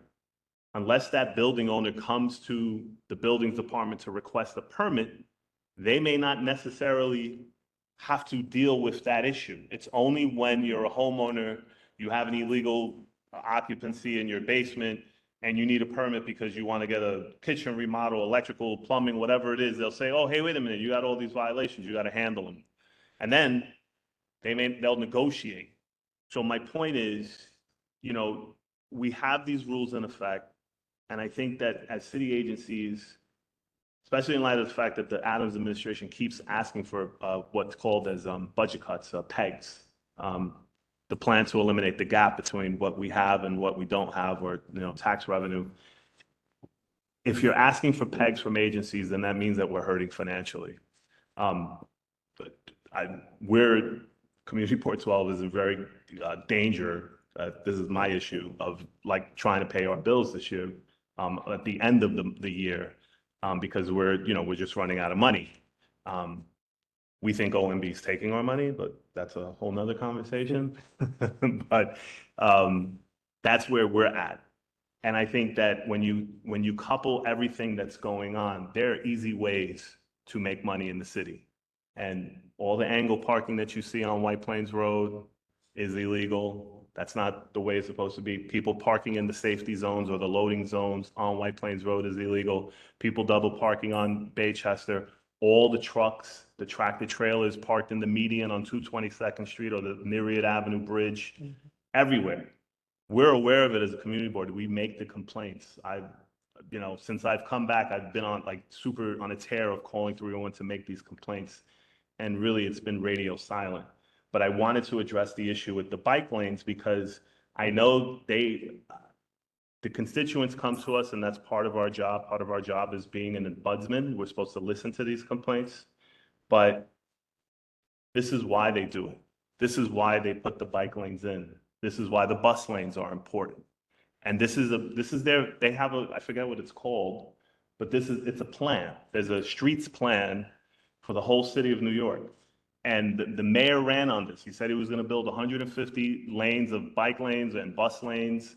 And the commissioner. And the commissioner said the same thing. Yet here we are dealing with constituents that, and the thing is, it's a very small minority of constituents that are saying this. But this is where it comes from. This is legislation. The community board didn't vote on these bus lanes or well, let me just take that back. We did vote on the bike lanes in support of them. But the reason for it is right here. So I urge you to read this article. I think Ursula shared with you another article on shelters. There's been a lot of interesting stuff. I know we send you a lot of emails. I apologize for that, but anything that I find interesting, I try to educate and let the board know that there's a reason why the city does the certain things that they do. And I want you to understand the stuff that I understand, because I'm not the smartest, I'm not the brightest bulb on Broadway. And I do need your help to do this sort of thing. I need to know that when I go into a room and I meet with a commissioner, that you have my back, that I can say I'm speaking for Community Board 12. I say that all the time when people come to us. I say I can't speak because we didn't vote. But when we did vote, or when we have voted, there's no equivocation on my part. We're supportive of the bike lanes. We're going to continue to be supportive of the bike lanes, despite everybody's best efforts. We're not going to be bullied into changing our opinion. I don't know what happens with the bus lane. I don't know if we're going to take a vote on that. I think we should. Because again, I do find it fascinating. What is DOT going to do for our neck of the woods? What are they going to do past Webster Avenue? And we're going to find out soon enough, because like I said, if you travel northwest of Webster, you'll see the changes. And that's what's coming to us. It's going to be very chaotic. And that's my report. I have some stuff to say later on, but thank you. And thank you, while I was out, the love and support that you guys showed to me, I'm truly touched. Like I said, I don't like to think about it because I get emotional, so I don't want to talk about it, but thank you. It really was heartfelt.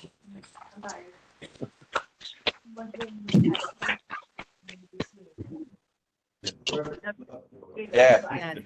I know. Thank you. Thank you, George. Welcome back. Thank you. Welcome back again, George. We're going to continue with the agenda. We still have a lot to cover. Next up on the agenda is the approval of board minutes for our last board meeting on May 25th. Thanks again, Michelle, for doing that for us diligently. We appreciate you. So I'd like to take a motion to approve the board minutes for May 25th. Second. Okay, John Isaac first, and who was second? Mr. Robert Hall, seconded. All in favor? All in favor? Can we do it that way? Oh, yes. Are there any nays? Are there any nays? Any extensions? Lucille? Yeah. Okay, anyone else? The ayes have it. Thank you. Thank you. Now we're moving on to our financial report. Which will be the quickest thing Ms. you've heard. Colleen? Yes, that'll be the quickest thing you've heard all evening. Glad to see everybody. Ms. Colleen, we can't hear you. It's on. Okay, we can hear you. Can you hear me now? Yes. Okay, awesome. I said this will be the quickest thing you've heard all evening. We are still at 2625. The Sunshine Fund letter will go out, I believe, sometime in August for next year. You all look wonderful. Glad to see you, family. Take care, be safe. And I do have an education meeting coming up on Tuesday. We'll be there. Thank you, Colleen. Okay, we are moving on now to committee reports. First up, transportation and capital projects.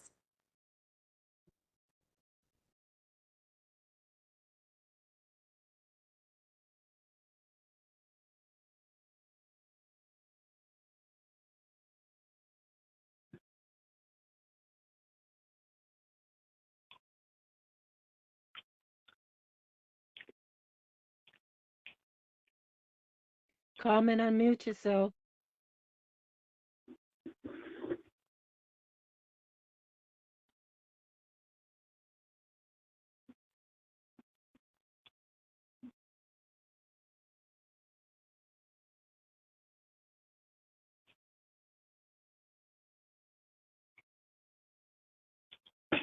We can't hear anything.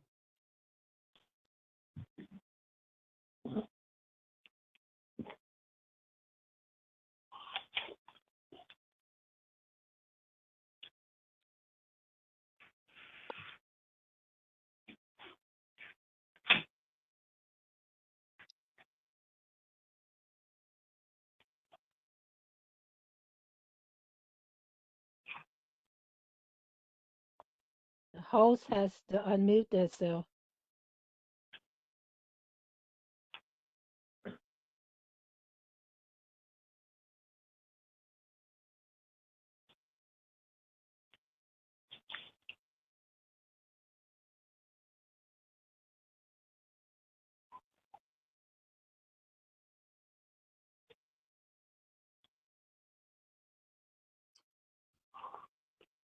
We cannot hear anything. Can you hear John now? We cannot hear anything. Can you hear John now? Can you hear John now? Yes, we could hear you. No, Can you hear John? no, Wait, so, no. letter of support. They can't hear you. Can't hear me? No. Put your mic on. Is your mic on? No. Move here. All right.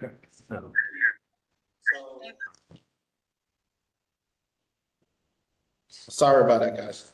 Now we So can. we need a letter of support for this Wakefield leasing to continue their base license of this medical transport this evening. What's your recommendation? The board, the committee recommends that we renew this license for this company. They have no problems with the 47 precinct. There are no complaints from their neighbors or anything like that. They're located at 4632 White Plains Road.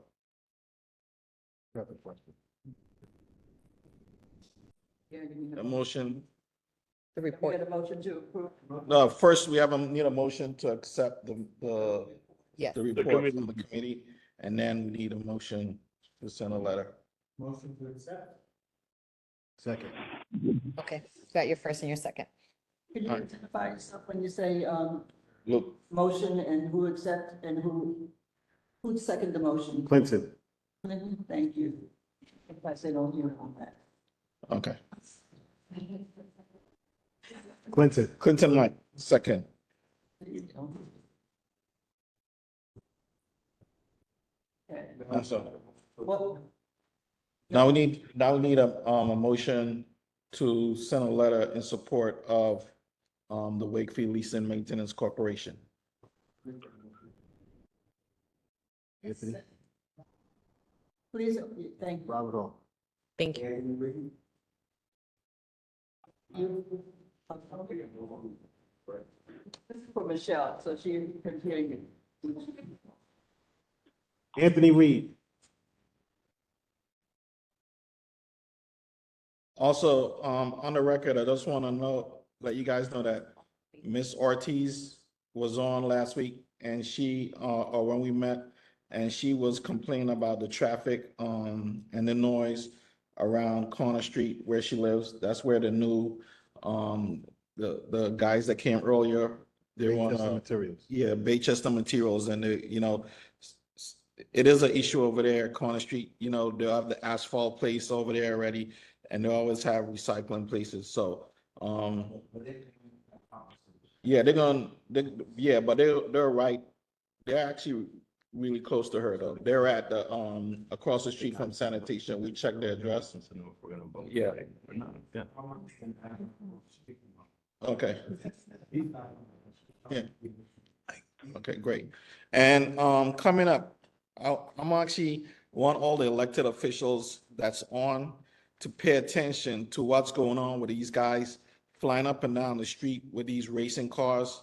Like my mom is visiting from Florida, and she's like so scared, like the whole house shakes with these guys. I mean, they're literally, one of these days, they're gonna go straight into the park. And it's really bad. Michelle was on my block the other day, and we were talking, and a car just passed by, and you know, she could tell you, it is really, we have to do something about this, you know. And it's not people that don't live in this neighborhood, it's people that live here that's doing that. And someone is gonna get hurt. All right, and that's it. Thank you, guys.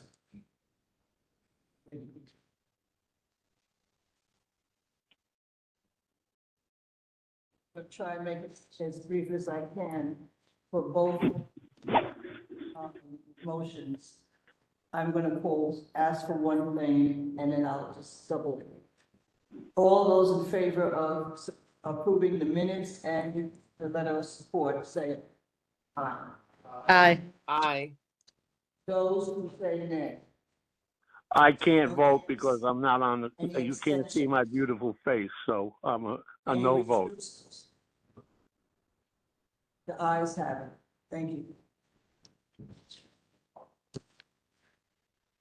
Great. Now we're moving on to Parks and Recreations Committee report. Good evening, everyone. Ms. Bond, we I'm can't sorry, hear my you. voice- Good evening, everyone. Can you hear me now? Yeah. Yes. Okay.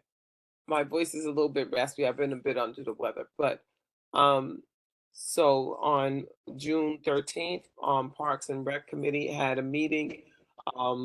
There are two points that I just want to bring up from the meeting.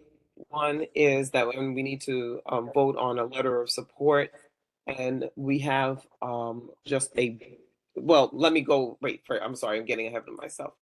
The minutes for the meeting, we had a presentation from Mr. Hanson from the New York Restoration, and I hope I'm getting this correct, a little bit groggy. New York Restoration, help me out, Mr. New York Restoration Project. Thank you. There you go. New York Restoration Project. And in reference to the location. He's going to give you a brief slide about that because not everyone was at the meeting. So I just want you to have one brief slide so you understand exactly what we're going to asking for a letter of support on. And secondly, that there, in terms of the Woodlawn pedestrian bridge, there will be a meeting on Monday, June 26th, and I will share that at the end of the meeting so that you can see the poster and the location and time of that meeting on Monday evening. So Mr. Hanson, go ahead. Go right ahead. Sure, I'm gonna share my screen. Do you guys see my screen? Yes, it's coming up. Go ahead. Okay, great. So I'll be very brief because I know it's been late. It's a late night, and if anyone has any questions, please let me know. But New York Restoration Project, in case you haven't heard of us, we are an environmental justice non-for-profit. We steward 52 community gardens and 2 parks, High Bridge Park and Sherman Creek Park. Of the 52 community gardens, the majority of them are in the Bronx, including Eastchester Road Community Garden, which is located at 3634 Eastchester Road. This garden has been an asset to the community for over 25 years. And after all this time, there's been a lot of wear and tear, and we are getting money from New York State to perform capital improvements to 6 community gardens, 5 of which are in the Bronx, and 1 of them is in Brooklyn. With the money we're getting from the state, we're going to be installing new irrigation water systems. We're going to be adding new raised garden beds, and we're going to be making it more storm resilient by putting porous pavements so rainwater could absorb easier, put new benches and plant new shrubs to modernize the garden. So this is really exciting capital improvements. As a part of us collecting the money from New York State in order to perform these capital renovations, we have to go before all the community boards to get a municipal letter of support. And obviously there are 6 gardens. We have to go to 5 community boards. So we're definitely scrambling before the summer break. So I'll stop there. If anyone has any questions, please let me know. I'll be happy to answer them. Thank you so much, Mr. Hanson. So if we can vote to accept the minutes coming from the Parks and Rec meeting, and then also in favor of which the committee did vote unanimously to support this capital project. So if we could have that vote, please. First on the minutes, then on the letter of support.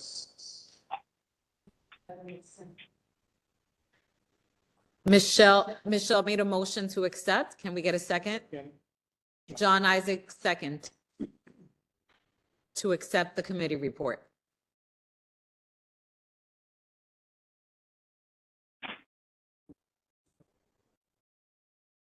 Continue, Ms. Bond.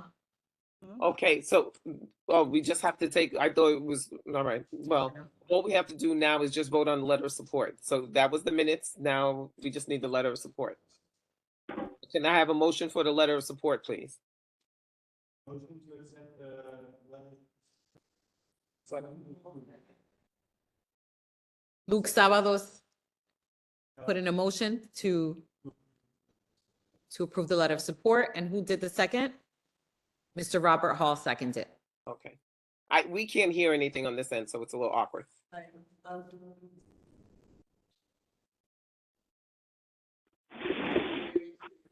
For the vote. Luke accept. For those all in favor of, say aye. Aye. Do I have names? Any? And you have 1 no vote. Abstentions? We can barely hear. I can't hear what is being said. It said you have 1 no vote. No, not I heard you, Mr. Stricker. I mean, we can't hear what they're saying in the building. Ayes have it. Sorry. Thank you. Ayes have it. Great. Moving on. Land Use Committee. Mr. Carl Stricker. Yes, Land Use Committee had a meeting on 2 topics. And one was extension of a variance for a gas station at 3400 Baychester Avenue. And the number is 175-1000-8Z111. And it's asking for a waiver of rules of practice for the from city planning resolution, which is H65N23018ZRY, carbon neutrality. We had a hearing, there was much discussion on it. A new company, Global, took over this gas station at 3400 Baychester Avenue, has invested quite a bit of money in upgrading the station, putting in new fuel tanks, and removing the soil that may have been contaminated, and improved the looks of the station. And also, I believe this week they paved the sidewalk. So the committee voted in favor of approving the extension for 10 years, dating back to 2021, which was during the pandemic and nobody was doing anything. So it would be dated back. So the next time it would come up for renewal would be in the year 2031. So I need a motion from someone to approve the committee's report. I'll make the motion. Second. John. Okay, thank you. Now I need a motion to send a letter to the Board of Standards and Appeals to approve the extension of 10 years. I'll make a motion. Can I have a motion? To send a letter to BSA for the extension of the BSA permit. Second, Don. Okay. Do we have a vote in favor? Call, reference to the zero carbon emission, you want that separate? No, that's part of the thing. That's part of it also? Yeah. Carl, can I just mention something, Carl, for that City of Yes, the zero carbon emissions, we have since heard from them. We don't have to make a decision now. They're going to, they asked if they can come back to committee in September. Yeah, I'm sorry, I got that stuck into the other one. I'm sorry. Yeah, For the zero carbon. Carbon neutrality is not part of this resolution. Okay, it's not part of this resolution, he said. No, because we didn't take a vote on carbon neutrality because we We're didn't have a. tabling that. We're tabling that part till September. We just heard from them. Okay, Okay, good. So- The same thing again, approval of the minutes and the approval of the extension of the variance. Those in favor, say aye. Aye. Aye. Any abstentions? Any nays? I would like to make a name against the rural gas. Your name? Hold on. But you're in favor of the minutes? I'm a no vote. Are you in favor of the minutes? Lou? I'm going to abstain. You're going to abstain on the minutes? Right, because I haven't seen that.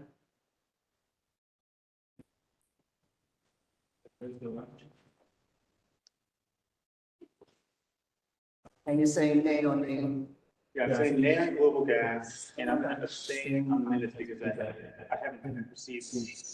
okay. So I have so far, I have one nay in reference to the extension of the variance. And I also have an extension on the minutes. Anyone else? Ms. Goff has left. So I'm going to mark her as not present for both these motions. Or the ayes have it in reference to this land use project? Ayes have it. Okay, that's the end of my report. Thank you, everybody. Thank you, Carl. Carla, so we're tabling that? You're next. Are we tabling that? In September, great. Okay, we're moving on. Ms. Benitez, Economic Development and Business Services Committee. If I can write as fast as you all are talking, it'd be great.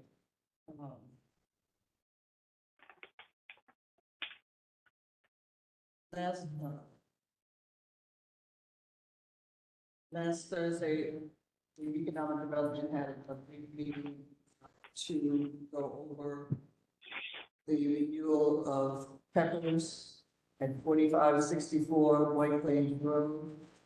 It's a wine and beer renewal license. We haven't heard anything negative about them, and that's the report. Can I get a motion to approve the report?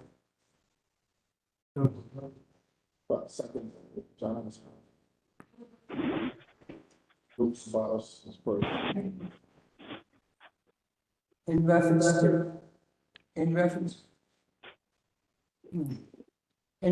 to approving, our board, the committee is recommending to the board that we approve the renewal license for Peppers. I need a motion for that. Make a motion. Second, Johnson. In reference to both, do I have?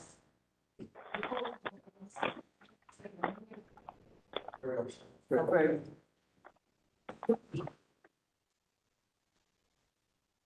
Let me go back to the minutes. We're at the end. I'm going to break that down for you because the fact that I know I have some nays coming up. In reference to the minutes, are there any negatives in reference to the minutes?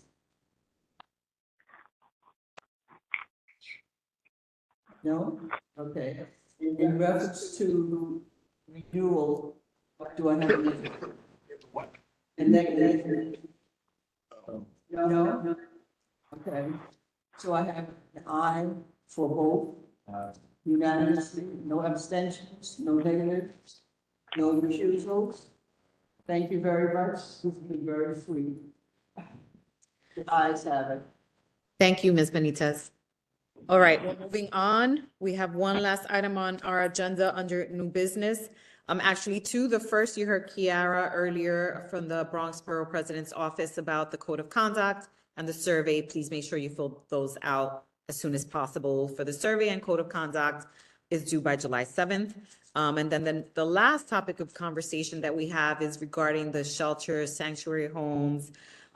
We heard a presenter earlier for the drug treatment center in our district. And, we've all been having these conversations that we really need to be intentional with how we envision our district. What are we accepting? What are we in favor of? And what do we not want to see within this district? So I'm going to ask George to address this for us, since he's very knowledgeable as to what's been historically happening in our district. So, hello everyone once again. I referenced an article. There was an article in the city June 14th. The title of the article was a joke. Bronx community boards in poor neighborhoods say they're already saturated with shelters. Again, I hope we shared this with you. I hope you get an opportunity to read it. We're actually partnering up. This was an article about Raphael Moret at Community Board 6 to the south of us. And it speaks to this issue. This is a map from 2021. It was a Turning the Tide map. And, there's a Turning the Tide map. And it broke down every community board in the city of New York and what they had and didn't have in terms of shelters. I got today, an email today, literally, from DHS, a list of all our shelters. So when I started here, August 3rd, 2015, we had 4 shelters. And for up until 2021. We had then lost 2 shelters. If you recall, there was the Baychester Motel, which is now Opus Hotel, on 222nd Street in Eli, 1442 East 222nd Street, and 2101 Needham Avenue. We're both operating Vincent Hartshare. Ira McClinton was newly appointed to the board. They came to make a presentation to the board. They had promised all these improvements, which they never made. And that's actually why they cut the contract with the shelter. Now, you will recall as board members, recent board members, as soon as they closed those 2 shelters, they told us like a month later that they were opening up the Tilden Street shelter. And it was almost like a gotcha, like, oh, we reduced the number of shelters by 2, you only had 2, so you're woefully under, don't have anything in your district. We took that shelter. We've taken other shelters. According to DHS, we have 1, 2, 3, 4, 5, 6, 7, 8 shelters, 9 shelters, I'm sorry. I didn't count Monty, 4320 Bronx Boulevard. I will not give the addresses because once they're occupied, we're not allowed to divulge the addresses of these shelters. I had made the statement before, we have 9 shelters, 6 of them are in Eric Dinowitz's neck of the woods. He has, I want to say he has 12 because he has one that's coming to Community Board 8 on Broadway. I think it's like 6661 or something like that, Broadway. He has 4 in Community Board 7. He has 3 in Community Board 8, which is Riverdale. And he has 6 in Community Board 12. I like to speak with facts, so I'm not going to make this as a factual statement. But my concern is that 50% of the shelters that get attributed to that council member are located in a very small square mile area of Community Board 12. Community Board 12, everything north of 233rd Street is Councilman Dinowitz. That's his neck of the woods. The majority of our district is represented by Councilmember Riley. So Councilmember Riley's also stretches into other community boards. It goes to Community Board 11 and other places. So I don't have all the numbers, but that's what this map represented. So I will say, when I first saw this map and made notice of it back in December 31st of 2019, the Bronx had 155 DHS shelters compared to 105 Manhattan shelters, 65 Queens shelters, Brooklyn had 122, Staten Island had 1.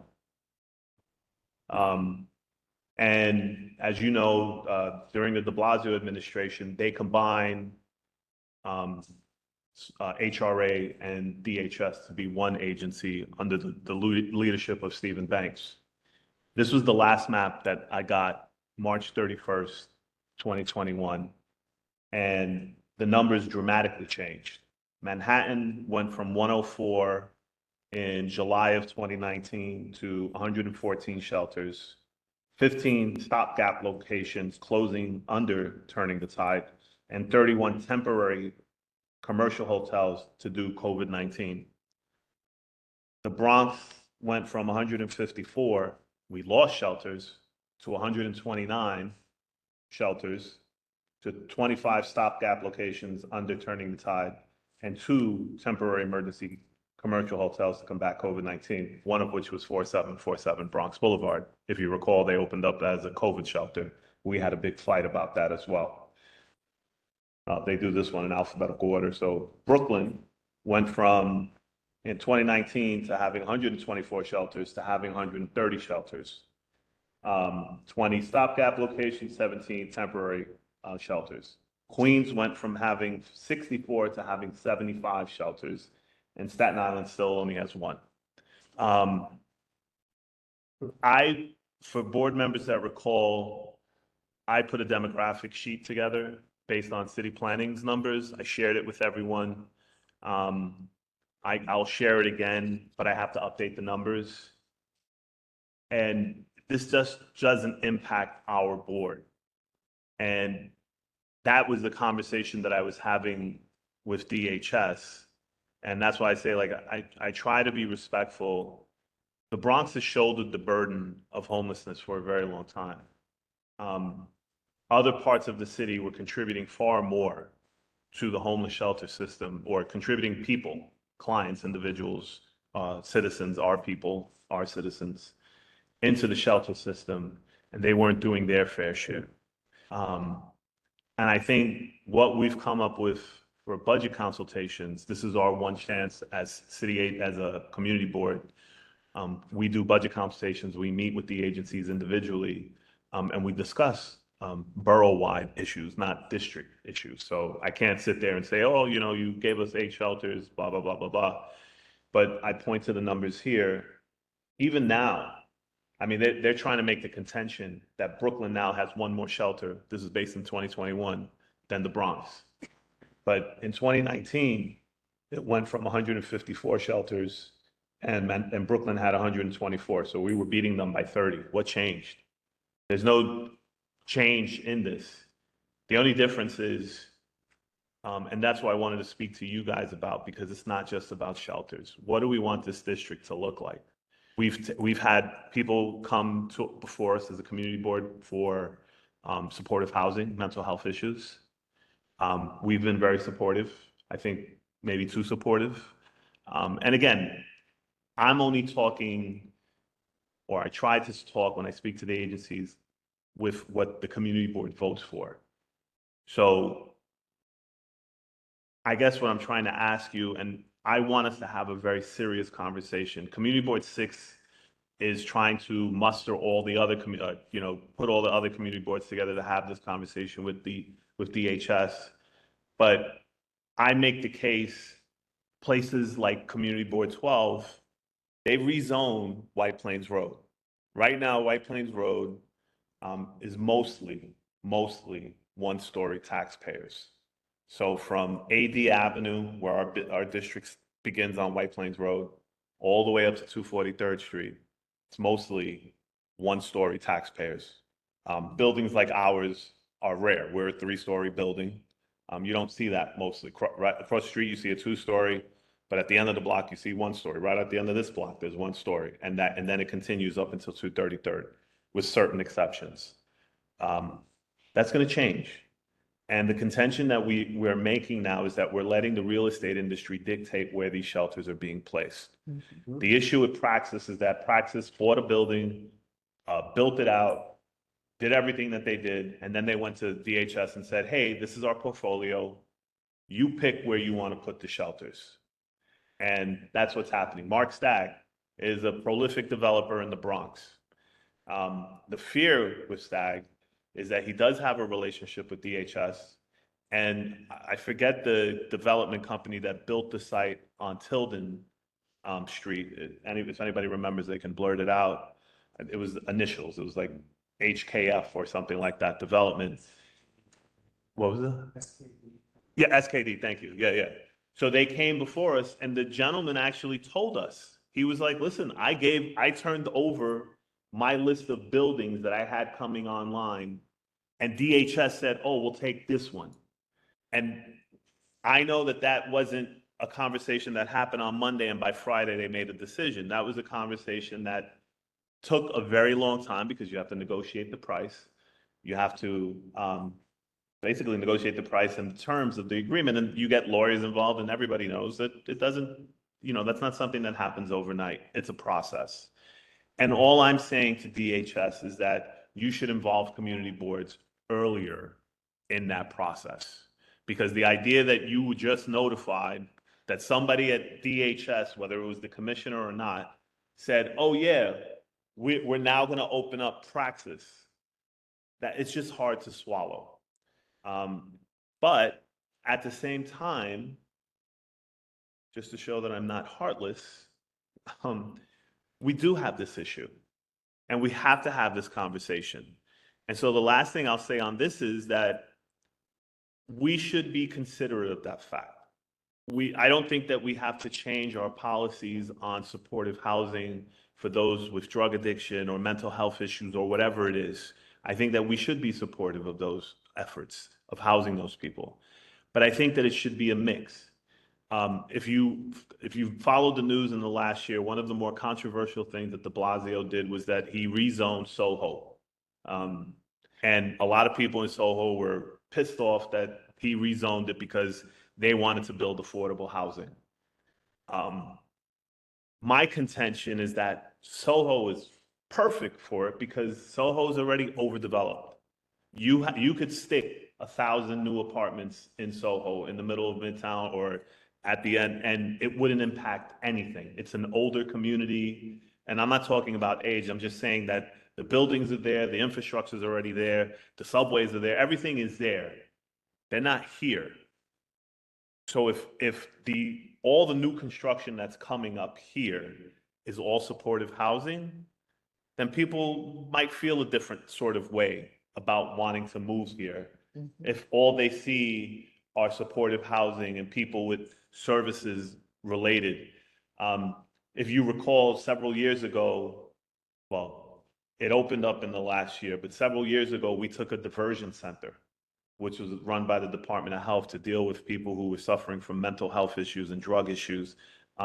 It's sort of a shelter. They get clean and they go and they get the services that they need at the diversion center. And our questions back then were, why are you building it here?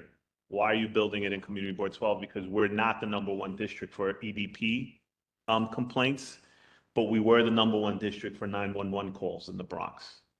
But for me, there wasn't a direct correlation other than we were #1. The 4-7 was #1 for 911 calls. There were 3 other precincts in the Bronx that had this, but my point about real estate picking the locations for these sites is we had the space. I've spoken to my elected officials about this. They all say it's cheaper up here, and it is. Buying a building in Soho for hundreds of millions of dollars or tens of millions of dollars is not going to be economically feasible to put a shelter or anything like that because they're going to be losing money. But I think, we have a law called the Fair Share Law, and I think that the city, if they need to pay a little extra to do this, and I know that that's not a fiscally sound thing to say, but in order for equity to be had, that's the way it has to be. And that's all that I'm saying. There are older communities. You can look at the South Bronx right now. South Bronx is a perfect example. It's so popular and hot right now in the South Bronx that they're building homes without the 421 tax A credit. They're not asking for any sort of subsidy. And then once it's built, they're asking for $4,000 or $5,000 a month in rent. And they're getting it. It's quite a remarkable thing. And I will say that despite all of this development, and again, this might be slightly controversial. I live in Co-op City. You all know this. I've been wanting to buy a home for a very long time, but I feel like I'm priced out of the market for it because homes in this district, homes in 10466, homes in 10467 are exploding. You are all homeowners. The value of your homes, according to whatever you're paying on your property, you can see it. They should be giving you a record, and you can go on DOF's website, the Department of Finance website, and see my house 10 years ago was 300,000, and today it's worth 700,000, 800. Yeah, I mean, we have some $1 million homes. We have homes that are like $999,000, and it's remarkable. But that's the environment that we're in. So I just think as a community board, maybe we should sit down, have a conversation about what we want this community to look like, so that when people do come before us, we're not really wasting time. Like, oh, okay, we're okay with that. Let's say yes. Okay, we're not okay with that. And the reason, we should be able to tell people why we're not okay with it. We should have certain benchmarks as a community and say, well, this is what we're expecting. This is what we'd like to see. Again, every agency, we just talked about the streets plan for DOT. These guys have a plan, despite the fact that they don't share it. DHS has a plan, despite the fact that they don't share it. So that's all I've been talking to Beatrice's, I've been talking her ear off, sorry. No, I appreciate it. And, I think that because again, it's just her and I, but I think you guys need to be involved in that conversation, because this really is a big task. One of the things that I'm trying to do now is create a mapping function. And I'm not the best person technologically, but I have the addresses of these places. I'm going to try and do and recreate this map that DHS, because that's the thing, DHS will not recreate this map. Because again, it doesn't bolster their argument that they're being equitable. So it's off their website. This is the last map from 2021. We're now in June 2023. So, they claim that because they're no longer doing turning the tide, that it's no longer feasible for them to do it, but I find that hard to believe. But again, the point for us is I want us to have that conversation, and then we can look at the mapping function that, I'm working on and figure it out. One of the things that the city did that was great, and I think actually, I want to give credit to Luke for this. These contracts are now all on Passport, which is a city website, and we can look that stuff up. So we can see how much the contract, I mean, if you want to explain it, we can look this stuff up and see where these things are at. And it's a really beneficial tool because it helps us so that we know what we're talking about when people come to us. But that's all I wanted to say on this issue. Thank you. Thank you, George, for super important information. And again, we are here as volunteers, but we've been given this role, and I think it's time that we do take it seriously as a board. This is why I've been calling everybody. Your participation absolutely matters. Even for us to pass things, we have to meet a quorum with this hybrid model. We have to be in person, the majority of us, to meet that quorum, and for us to pass our ideas and our wants. It's important for us to think of what is coming down our corridors, who's living here, our kids, our elders, ourselves.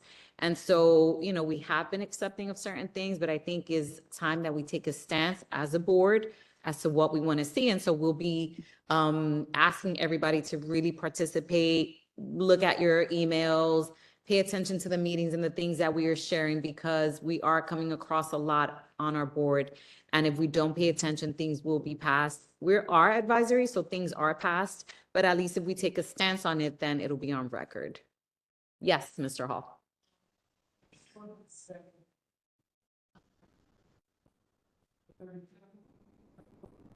Say that again? Yes. Oh. You know the address of that one? It's next to the funeral. Next to the funeral. Okay. Oh.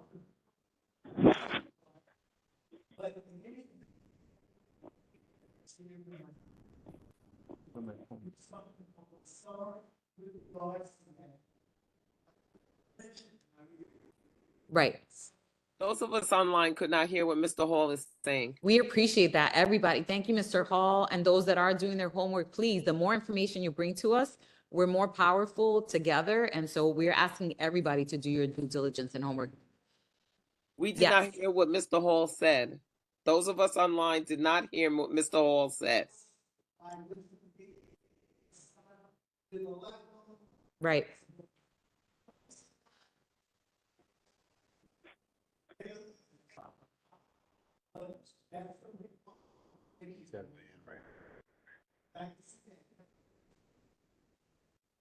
Thank you. Yes, we have some hands up. We're going to start with the ones that are here in our room, and then we'll go to our board members who are virtual. Yes. We can't hear what's being said.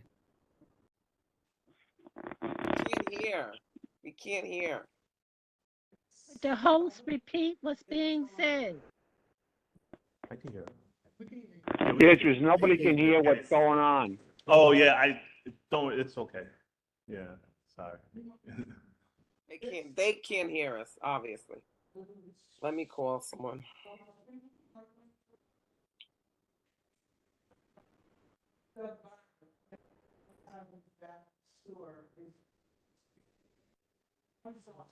Oh, yeah.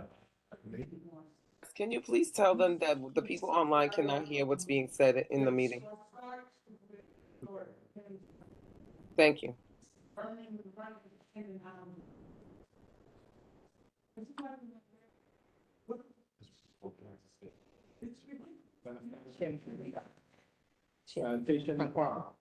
Yeah, I'll send an email to the superintendent to For both enforcement, so, you guys are homeowners. You know there's routing hours, right? So that also, my understanding exists for commercial areas. They can't write summonses during certain times. So there's a very brief window in the morning and there's a very brief window in the evening when they can do enforcement. But I will make the complaint. Our superintendent's pretty good. I'll let him know and you know, I'll copy you. So let me just write it down so I know to send you the email. Yeah, Yeah, unfortunately, people who are online, our board members who are online, they can't hear us unless you come up here. So if you have anyone else with questions, if you can come up, that would be Oh, great. no, this question was about garbage on 212 and White Plains Road. So No, we're just prior addressing to that. that, we did not All right. hear Mr. Anything Hall, what else? Mr. Hall said. We Oh, did not go ahead, hear Deacon Mr. Hall. they didn't hear what Mr. Hall said. Okay, Mr. Deacon Brown, can you come up so they can hear you? Yeah, Well, but he has a or question. we can repeat it. Can you come up? They can't hear. It's okay.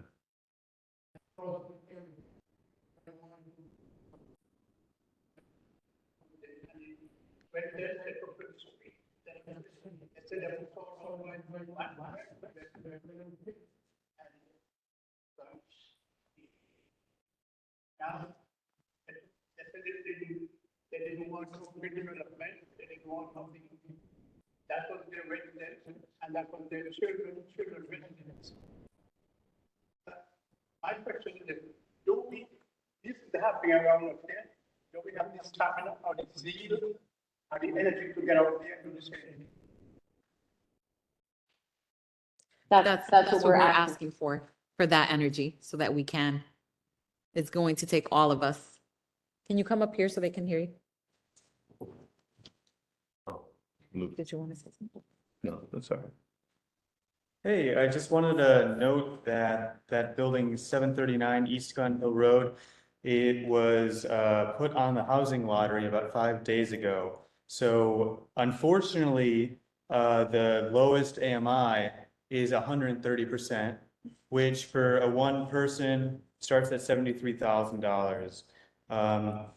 But they've got 40 units here, so if it's 40 units on Housing Connect, there's probably many more that aren't. And you know, I don't know the structure of how these things are funded, but there's probably some market rate, and who knows, maybe that market rate will be used by DHS. But in general, you know, George mentioned that homeowners' housing values are skyrocketing. And, you know, meanwhile on White Plains Road, even though there's like R6 and R7 zoning, which can allow for 6 stories, sometimes 7 stories, the way we've constructed, the city and the state have constructed our real estate is that in order for affordable housing to be built, everybody has to be squeezed. And the renters are facing it right now. Eviction rates are high because there's no affordable housing being constructed. They've got to move elsewhere. And this creates a situation where we have displacement. So the way we address displacement is creating affordable housing, which is not always the easiest political thing. But I think we should be championing in the streets, saying, hey, the people who live here and are being raised here, they deserve to have safe, affordable places to live in the district, and we're not building that. So it's complex, and especially since the state hasn't really given us much this session. We don't have any kind of subsidized construction of affordable housing. So right now, everything has to be kind of pushed to market rate. So it goes back to this thing where home prices will skyrocket because there's such demand and there's so little supply until it just flips, where somebody meets that price and then they're like, all right, I'm out of here, I'll sell my house. Thanks, Luke. I just want to say a quick apologize to the people who are online. We understand you guys can't hear. We're trying to repeat, and we're asking board members to come here to speak. So again, I don't know why it's not working for us today, but we will get it straight hopefully by September. Yeah. Yeah. Yeah. Oh, come up here, Anthony. They can't hear What you. do they consider affordable? Like, you know what I mean? Well- People that work in those buildings can't even afford apartments. Like, you building a building, you can't even live in it. Like, are you kidding me? Who consider affordable? How can we step into the mix to actually put that standard of affordable? Yeah. You know? So the It's a federal. the federal, so AMI is a mean, so Anthony's question was about who can afford affordable housing when they're charging so much for rent, which is a fair question. What Luke just mentioned is that you said it was 130% of AMI. That's the lowest. There's 3 tiers, is my understanding, of HPD housing. They have tier 1, which is the lowest, and you'll see that. And sometimes, I don't know if they're still doing it, but they used to do what's called mix and match, and they would use different types of, so you would have very low tiers, which were affordable to certain people in certain things. But I will say, I mean, this is something that Ursula and I have a conversation about all the time. It's affordable for who? The problem is that we're in New York City, and again, I don't want to say this incorrectly, so if anybody knows this officially, I've asked this numerous times because I share your concern. But I think we can, I mean, I understand Luke's point. I do. But I've always said you need to have a mix. So if you're going to do supportive housing, you should have AMIs at 130. My concern, if that's the Stag building you're talking, is that the Stag building you're talking about? Oh, no, I understand. No, I understand, but I'm saying it should be at 130. And I say this because folks like myself, I'm no longer a spring chicken, but you have our students that are coming out, they're professionals, they want to live in the district, they want to, they're lawyers, they're doctors, they're all this other stuff. And they want places to live that have all the amenities. And sometimes you have to, it's market rate. That's what they feel like they can charge. But again, if this is the Mark Stagg building that you're talking about that Robert mentioned, it is. So the concern with that address would be that he purposely marketed at that high AMI so that he can then say to the city, No one can. I'm not filling it up. We had that conversation. What's the address? 761 East 233rd Street? Yeah. We got a phone call from a constituent. That's another Mark Stagg building next to the firehouse on 233rd Street. And we got a call from a constituent that they were loading mattresses into the building, that there was an 18-wheeler and they were unloading mattresses and bringing it into the building. We quickly called DHS and we said, hey, what's going on here? Nothing.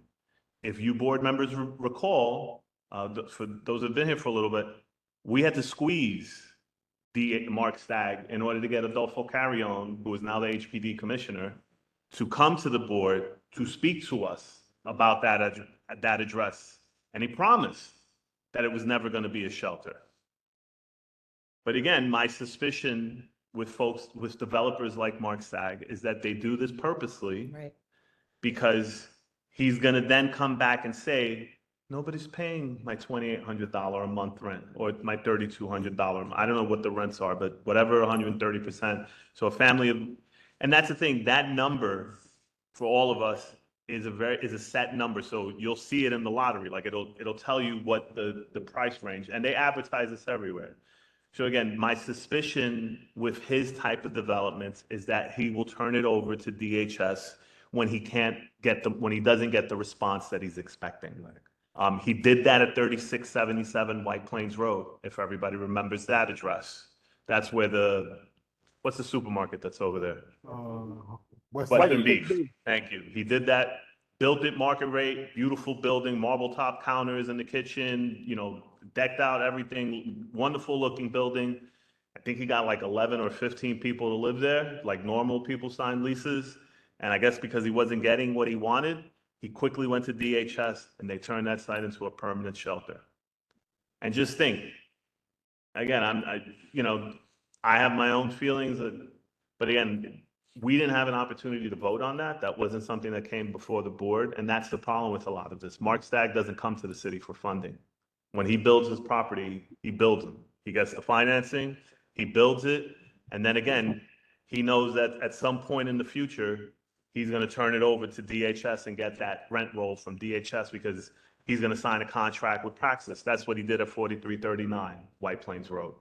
So again, we're familiar with these things, but I think that that's why we're encouraging folks, especially our board members, to sit down and have this conversation. And let me just say, this is going to require a lot of work.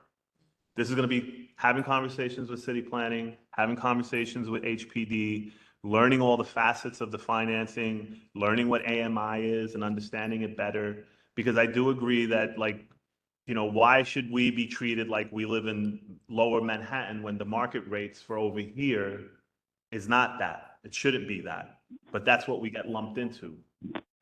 Because regionally, AMI encompasses not just New York, but Jersey and Connecticut. So we get the tri-state area and they base it based on that. And I'm like, that's so illogical. It doesn't make sense to me, but that's what the response that we get from HPD. So I get it, but I think that that's why I'm saying it's too large of a task. And I think I need you guys as board members and even the community to speak to Deacon Brown's point. We need to be prepared so that when somebody tries to pull the wool over our eyes, we can go out there and we can protest and we can make, you know, logical arguments and say, well, you know, this is what we want. We want 20% or 30% of AMI, and we want a mix. We want, you know, this and that and the others. But that only happens because all of you have to be a part of that conversation, and we have to dictate what we want in this community. The last thing I'll say on this, I think he's Brooklyn. Antonio Reynoso is the borough president of Brooklyn. Yes. He's putting together a comprehensive planning guide for his community, for Brooklyn.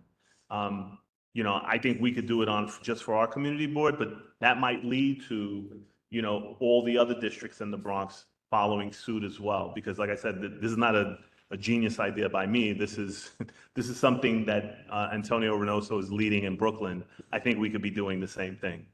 Yeah. We, you know, typically we take off the summer, July and August, right? And if we do that, that means that we're pushing back everything to September. A lot is happening. Maybe we can consider, we have this beautiful space here that we do continue to meet during the summer. I promise the AC works. Right? I mean, we have this space, we got to come together. So that's something that we should consider. If you're willing to do that, email me and we can put a meeting or two together monthly for July and August. And we do have Ms. Denise Bond. Can I say, yes, I was wondering, okay. Can you hear me? Yes. Okay, so what I was saying is that it's fine that we're talking about these things, and George, good to see you back, and thank you for the information. But I think that if we don't really put together some sort of a timeline with actual sustainable things, like this is what we're going to do with a particular deadline, it's not going to work. We can talk until we're blue in the face, but if we don't take the action necessary, it's going to come to naught. So I think that a timeline has to be put in place. These things are time sensitive, and the more that we have the data to prove our points, the more effective that we'll be. But without having a timeline that's intentional and purposeful, I think that we're missing the boat. It has to start with people joining our meetings, Ms. Bond. We have board members that don't show up. And so this is what we're saying. It's going, we can put a timeline, but if nobody's participating, we don't go anywhere. We're here, but let's be here this summer. Let's be here July and August. But Beatrice, what I'm saying is that now that we're here at this point, we should be talking about a timeline. Like we need to draft a letter to, or we need to put together what it is, needs and wants, whatever it is. We need to do something, but we have to have a timeline for those things. Right. And so we're saying July. We're saying that we typically don't meet July and August. So we're going to start with that. We're going to take these 2 months that we're typically in recess to army up and put our plan together. We all voted on writing a letter to all of the elected officials at the different levels of government. We have to come together and take a stance on what we want to be in that letter. George just gave us a wealth of information. All of that needs to be included. So when's the first meeting in July? I just asked everybody to email me your availability, and we'll take it from there. Are they familiar with Doodle? Right, it's Doodle? Doodle, yeah, we can send out a We doodle. can send out a Doodle. Everybody knows Doodle? I don't know what. A doodle is a platform where we'll throw out dates, but we'll just, figure out when the majority of the group can meet. We're just asking for flexibility. All right, it's too long. It's time to end. Okay, yes, we have 10:15. Deborah and then Lucille, and then we'll wrap up. And I need to say something for George. Oh, absolutely. No.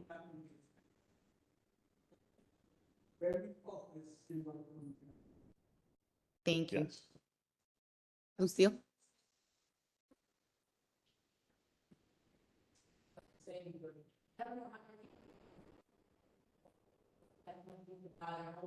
But I believe the last time we worked out, all types of things, and they lowball you, they call it property, they call it a mobile them, they call it harassment, right? And if you notice, the buildings that are South Rand, and then they're building.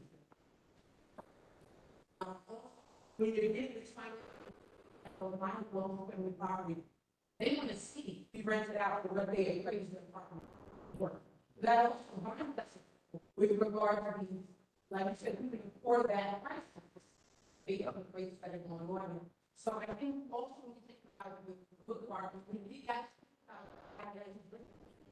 we deserve to. Because it's not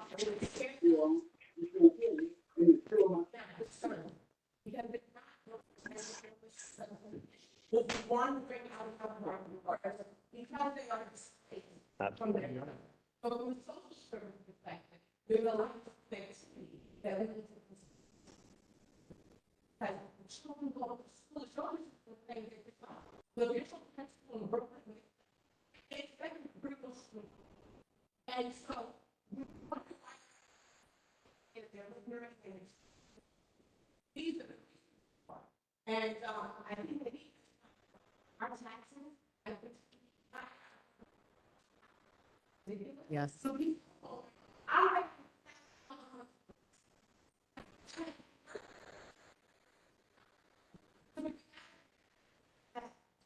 you can't afford before 3 so that's come together. If you can run a lot big and not able to show up to everything. So really, because otherwise, it was thinking, Well, we can divide and conquer. yes. Yeah. Okay. All right, Yes. so we are going to wrap Thank you. up. Thank you all for your Thank you. participation. For those that made it here, thank you so much. Yes, thank For you. those that couldn't, we met quorum, so that was a success. Please look out for your emails. We are going to plan to do things this summer. We also are planning an outing together, so please look out for your emails. Thank you so much for your participation. Oh, motion. Can we get a motion to close? Okay, thank you. Who seconded it? Anthony did first, and then Mr. Hall. Oh, Robert, all right. Thank you all. Good evening.